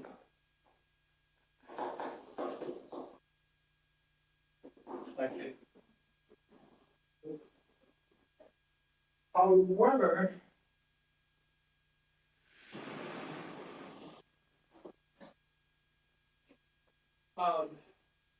S is integer. Number 1, ground state is unique.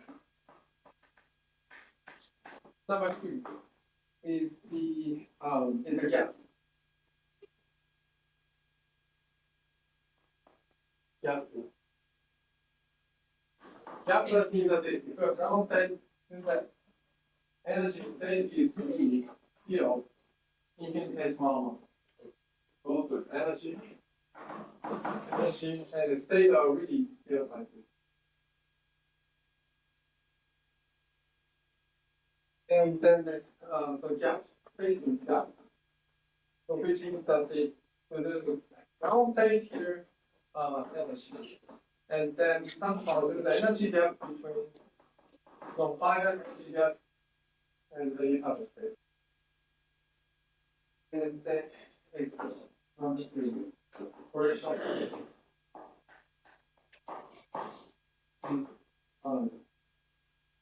exponential delay.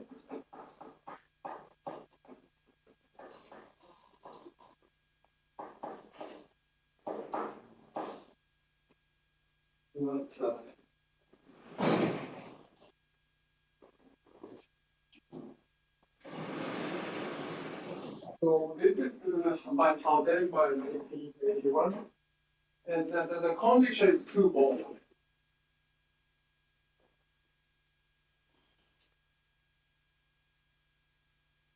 The condition is twofold. His paper is rejected by many times in the journal. Somehow, it's the reference comment is that it's like a contradictory state of art of the physics or something like that. So never published. It's too, but later 2000, I don't remember when, 2000 something, he got a Nobel Prize because of this work. Okay, that's I'm going to talk about why is it related to the phase transition. So phase transition. So this is the hydrogen. And then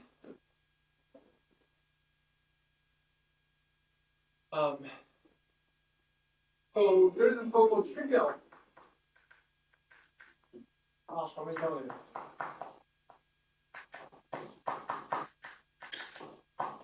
So trivial Hamiltonian is things like this.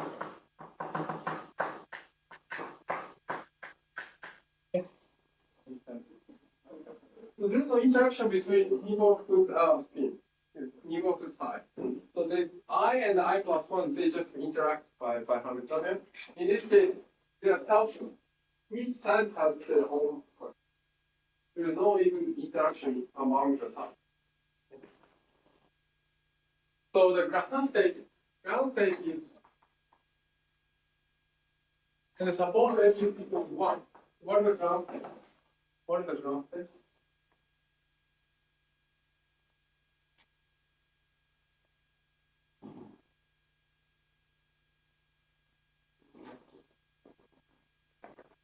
It's just 0, 0, 0. Because it's square, so we just have a spin 0. Spin 0. This is a ground state.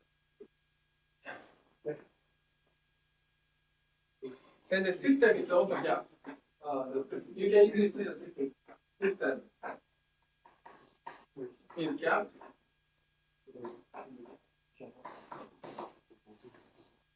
Because if you turn on the non-trivial spin like a plus minus 1, it immediately just give you find like a 1. So therefore system is gapped. The unique ground state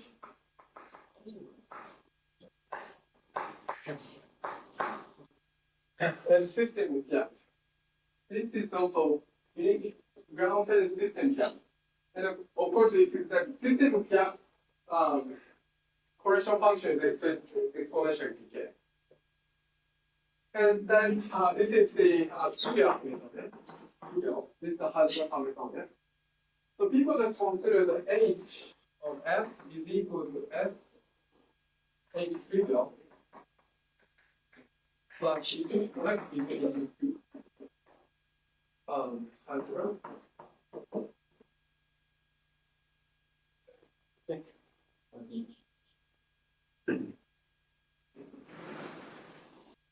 And then this system is always the unique. It's not always. Oh yeah, it's a unique ground state. And you have gapped the first excited state. So you have a S here, S, so it's 1 here, and you have the depends on that. So this is 0. And the first excited state for trivial Hamiltonian is always 1.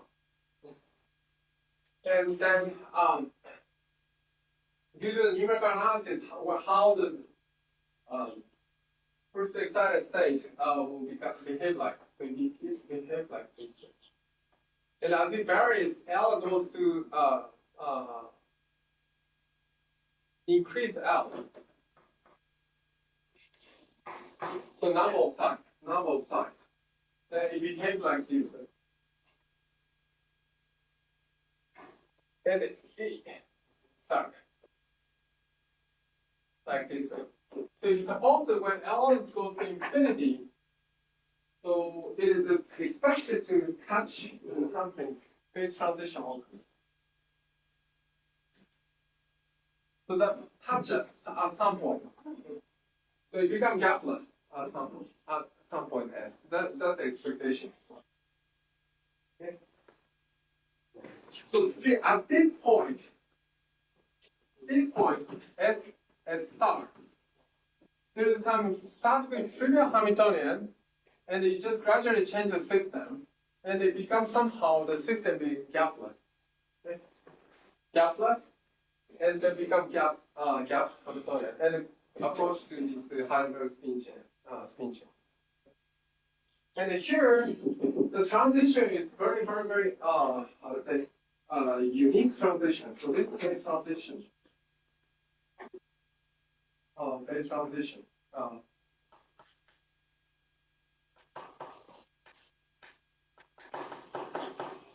It's called change of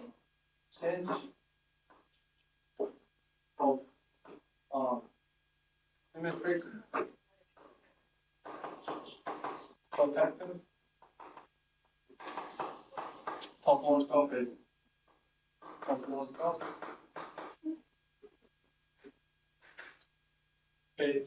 Okay. symmetry protected, protected topological phase transition. So this transition is very, very different from what I described, like here, ice and so on. So here, one is the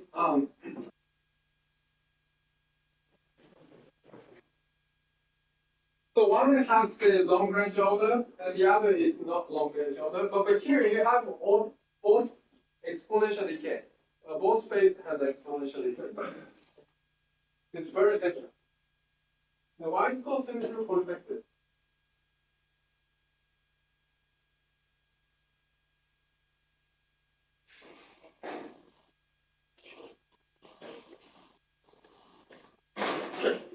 So there is a space of Hamiltonian you can consider. Space of Hamiltonian. So suppose this is schematic space of Hamiltonian.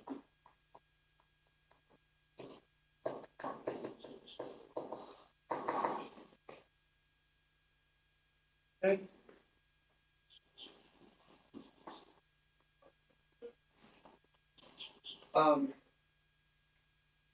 In this plane, so this H Heisenberg and the H trivial has both the so-called side change symmetry. Symmetry. So which means that Si is up to S minus pi, up to the mod L.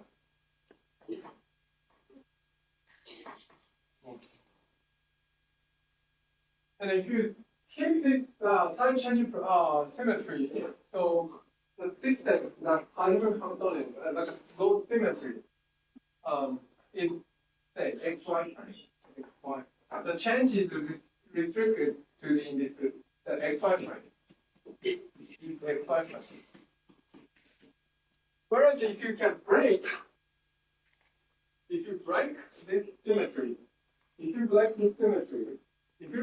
symmetry, actually you can go from the place in the xy plane to point in xy plane, but connected by continuously like this. But if you preserve this symmetry,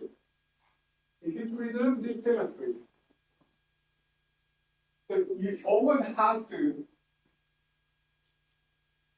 somehow put the like a cross transition line. Of symmetry protected topological phase transition, you have to undergo the SPT phase transition. SPT phase transition. That's that. And then so if you preserve symmetry, you have to stick and move around the xy plane always. That's schematic. And this transition is very different from the one I described. And then so still this for Heisenberg's in1 case, so to show rigorously it has a unique ground state. There are lots of evidence by numerically and so on. Everybody believes it's correct, but there is no rigorous proof that we can show this without like a rigorous. It's still open code. So you are welcome to. It's wrong study wrong. You may be able to get Nobel Prize, or maybe it feels well. I don't know. I cannot guarantee. Okay, that's the phase transition. So this concept appeared in 2009. And then there's another group, Holman and Oshikawa, and there's other people. I don't remember the name, but like only a few months later. But Luan was the first to find why SPT shaped symmetry and they can be something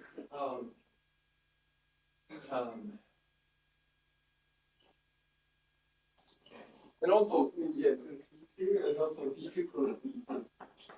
There's the so-called D2 plus D2 symmetry. So these phase transitions can be just distinguished by so-called group the phase SPT phase can be distinguished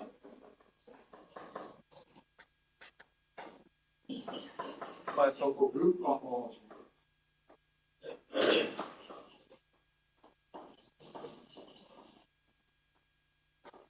Group cohomology.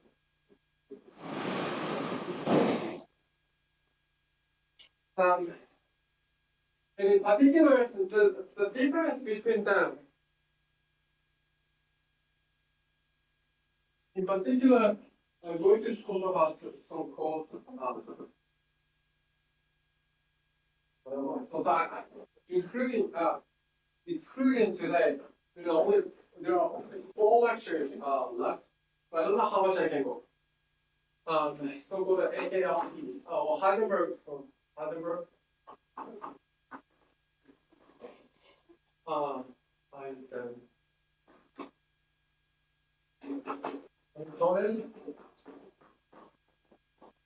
So if you cut the open chain, so if you cut the periodic chain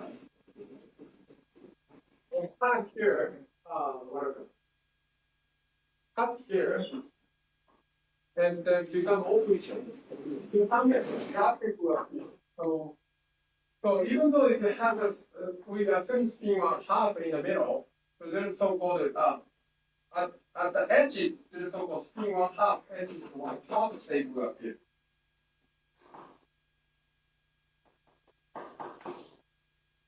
So X spin state. So that is called D2 here.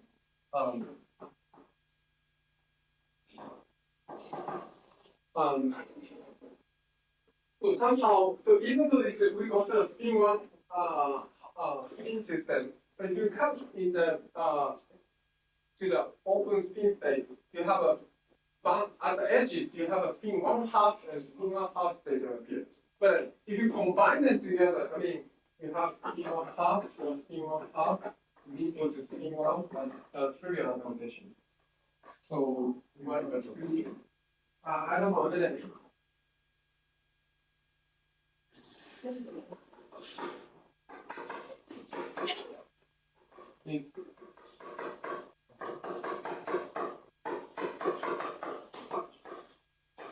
So this form that I mean,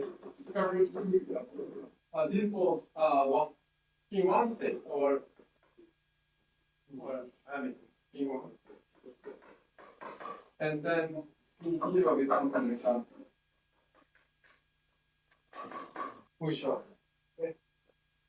And if you just take the tensor product, it becomes spin 1. So that's the important one.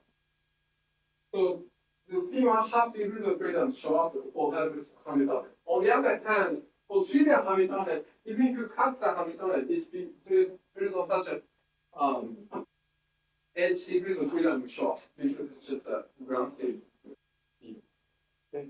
So somehow for closed periodic chain, they behave like a very similar way. But if you cut into the open spin chain, somehow boundary would distinguish these two phases.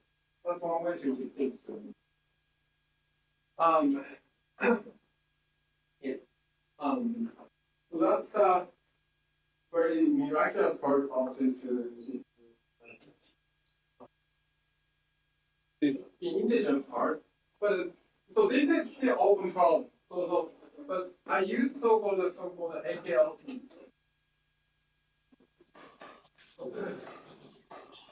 Hamiltonian is something like sum of I.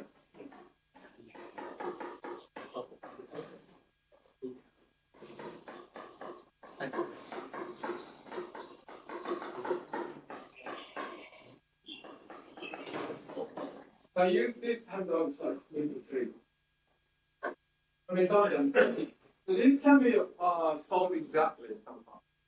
Even though, in addition to the higher Hamiltonian, I put the quadratic term of the interaction. But somehow it looks more complicated. It sort of looks more complicated, but it can solve exactly. So that's I'm going to talk about in coming lectures. Any questions at the moment?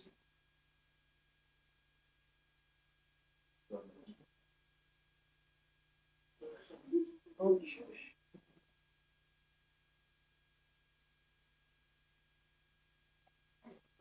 Okay.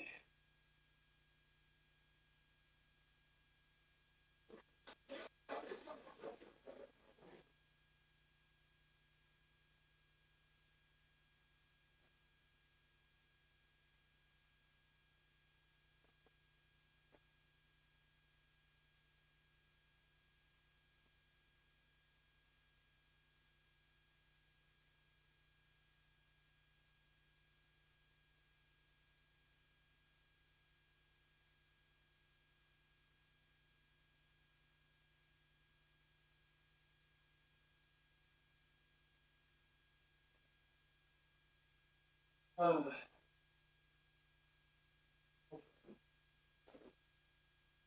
let's somehow recall the full picture.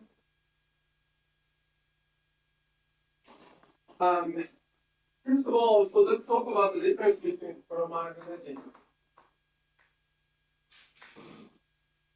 and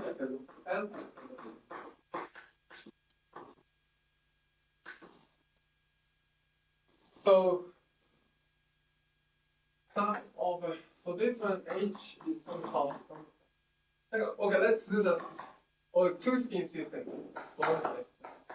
Minus.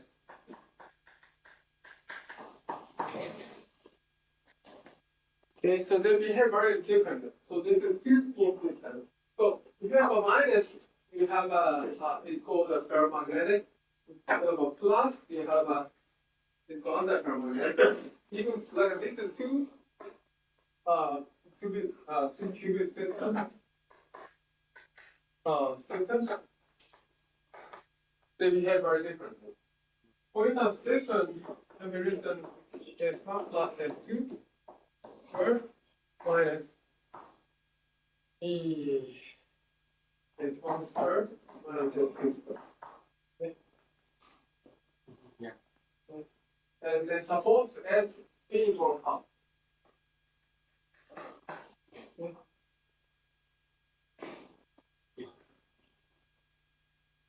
Suppose P1 half, this one is equal to S1 plus S2 squared, and then S1 squared is always, S times S plus 1. So 1 half, 3 over half, which means the minus 3 over 2. So this is the case. Yes. And we want to minimize this Hamiltonian. The ground state is S1 plus S2 wants to be want to be bigger. So therefore, the ground state is really different. Really different.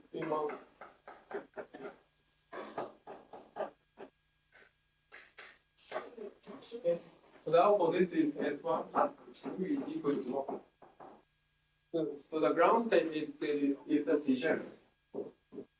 There's three dimensions, and they have a 1. On the other hand, here, so we want to minimize this Hamiltonian. So it's favorably to have the spin field state. So this is a ground state in the antiferromagnetic. So the antiferromagnetic ground state is unique.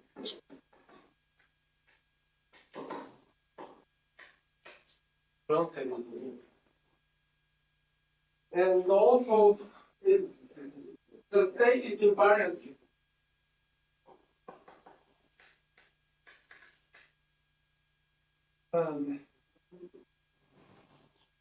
invariant rotation exponential one state is one alpha plus S2. Because it's a trivial representation. Alpha is the x1, right? Alpha is the x1.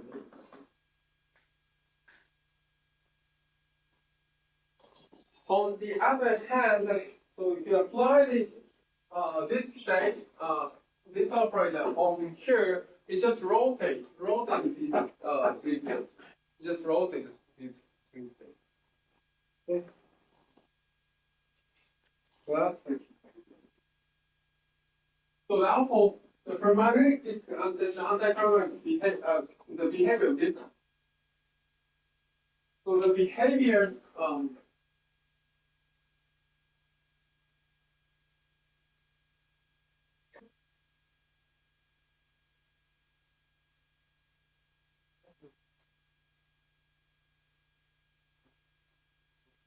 okay, so sorry, I think so it's P1 half and sorry, frequent half integer. I think I should mention something of the bit more basic actually. Yeah. So for instance, if you can just write down the effect P1 S equals the spin operator is something like that really parametric 0, 1, 0 as y equal to 1 half n 0, 0, and then as b is equal to 1 half 1, 0, 1. And then they just satisfy this computational ratio.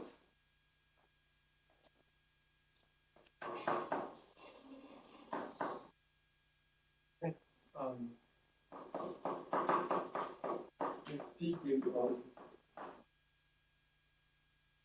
It's a sequence.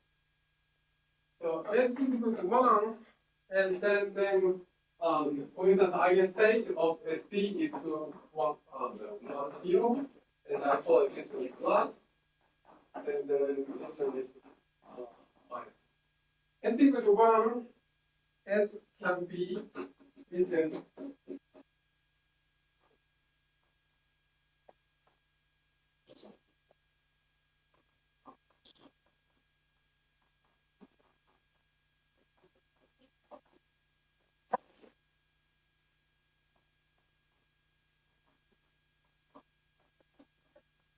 like this. And then they also have some information equation. Yeah. Okay. I mean, these are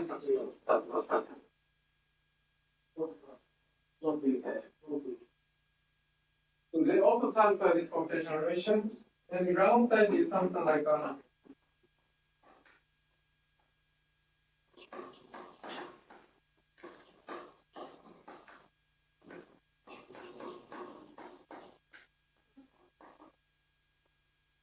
this. So those are the eigenstate of SP. And then this 1, 0, 0 corresponding to this plus, and then this is 0, and then this is minus or 1.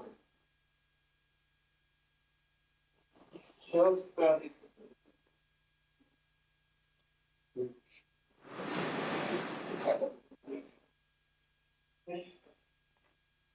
and then how about image chains?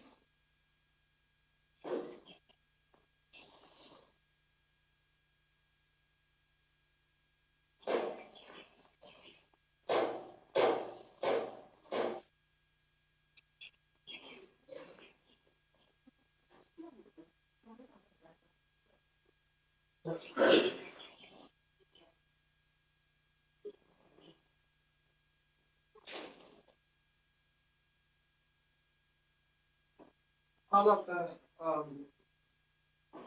image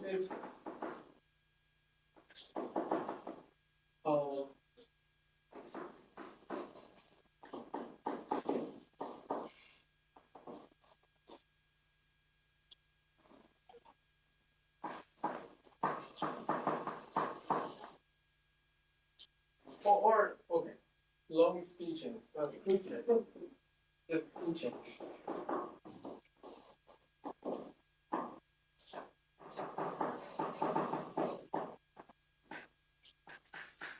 So this is ferromagnetic. Okay. Well, what are the ground states?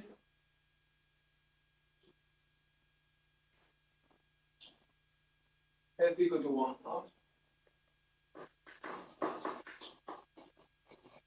Okay. So the ground state is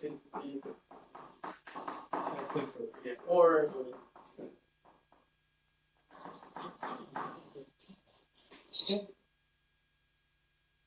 because I mean here you just want to have the spin in that line, but the energy is the most favorable when you spin all along. And then it can be written as the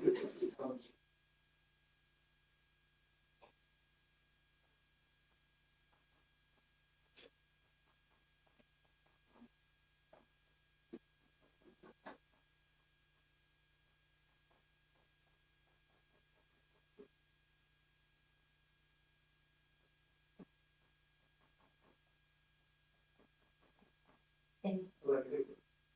And then you can easily see, so this one, so for grounded, if you ask for this one, so plus will kill this this state. So plus will kill this state. Link two times does not contribute. The only time that contributes is this one. That is equal to 1. On the other hand, if it's the anti-ferro,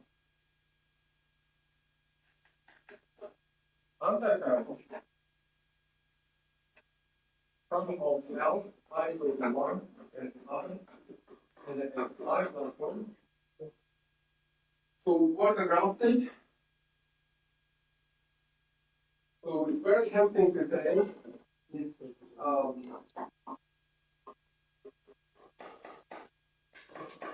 these are ground state. We want to say it's called new state. However, this is not eigenstate. This is not.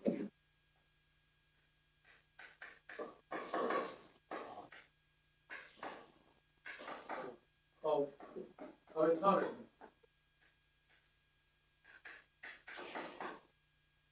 I mean, if you look at this one, so it will change the spin, right? So spin minus, if some current will act on the spin minus acts on plus, it becomes minus, right? Yeah. It acts plus, as plus acts on minus, it becomes plus. Yeah. So that's helpful. If you act on this one, so it makes a lot of configuration. It's no longer the eigenstate. So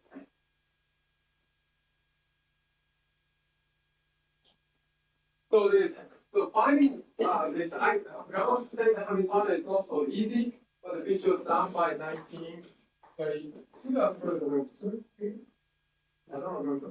Very Hansfeld.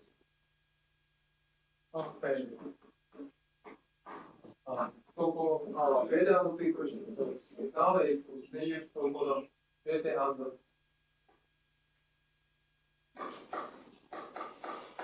He imposed some algorithm and solved the equation. They found that they find that the ground state and they unique. And then also no gap.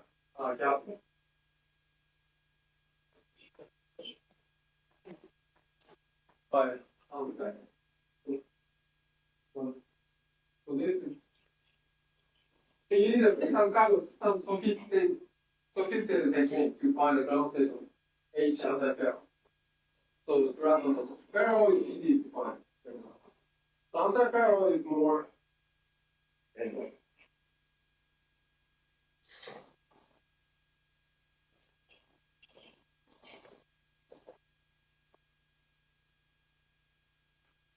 Since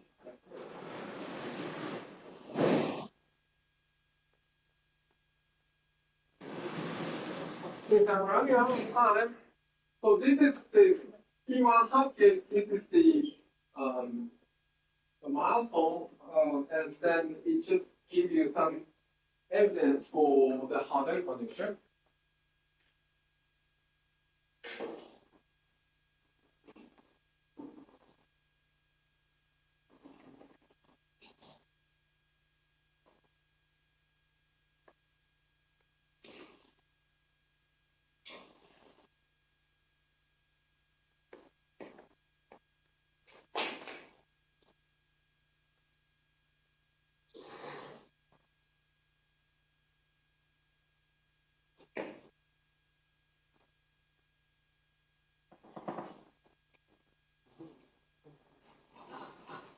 Okay, so the Harden condition is S is one half, strictly half integer. So the ground state is unique. Then number two, the how to say gapless. So the one half case, the answer is given by Bailey. Sorry.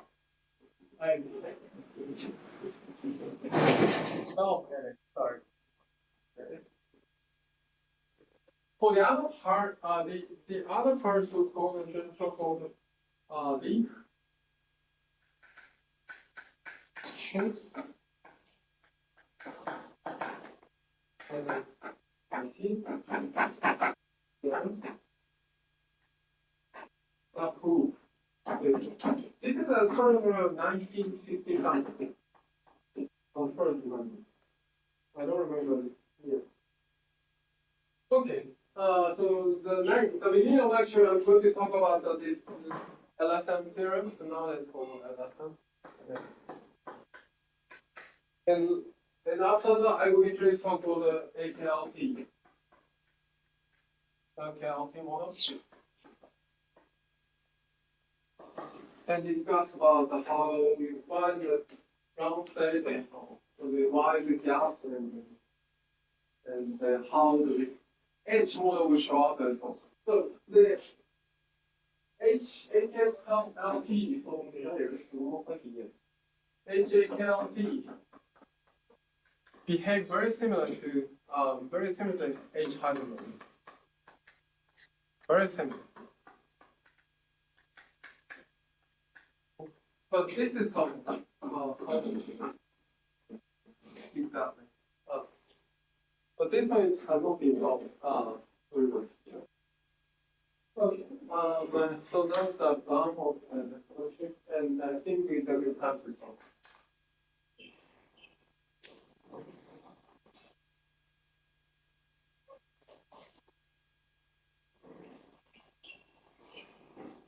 Okay, let's stop.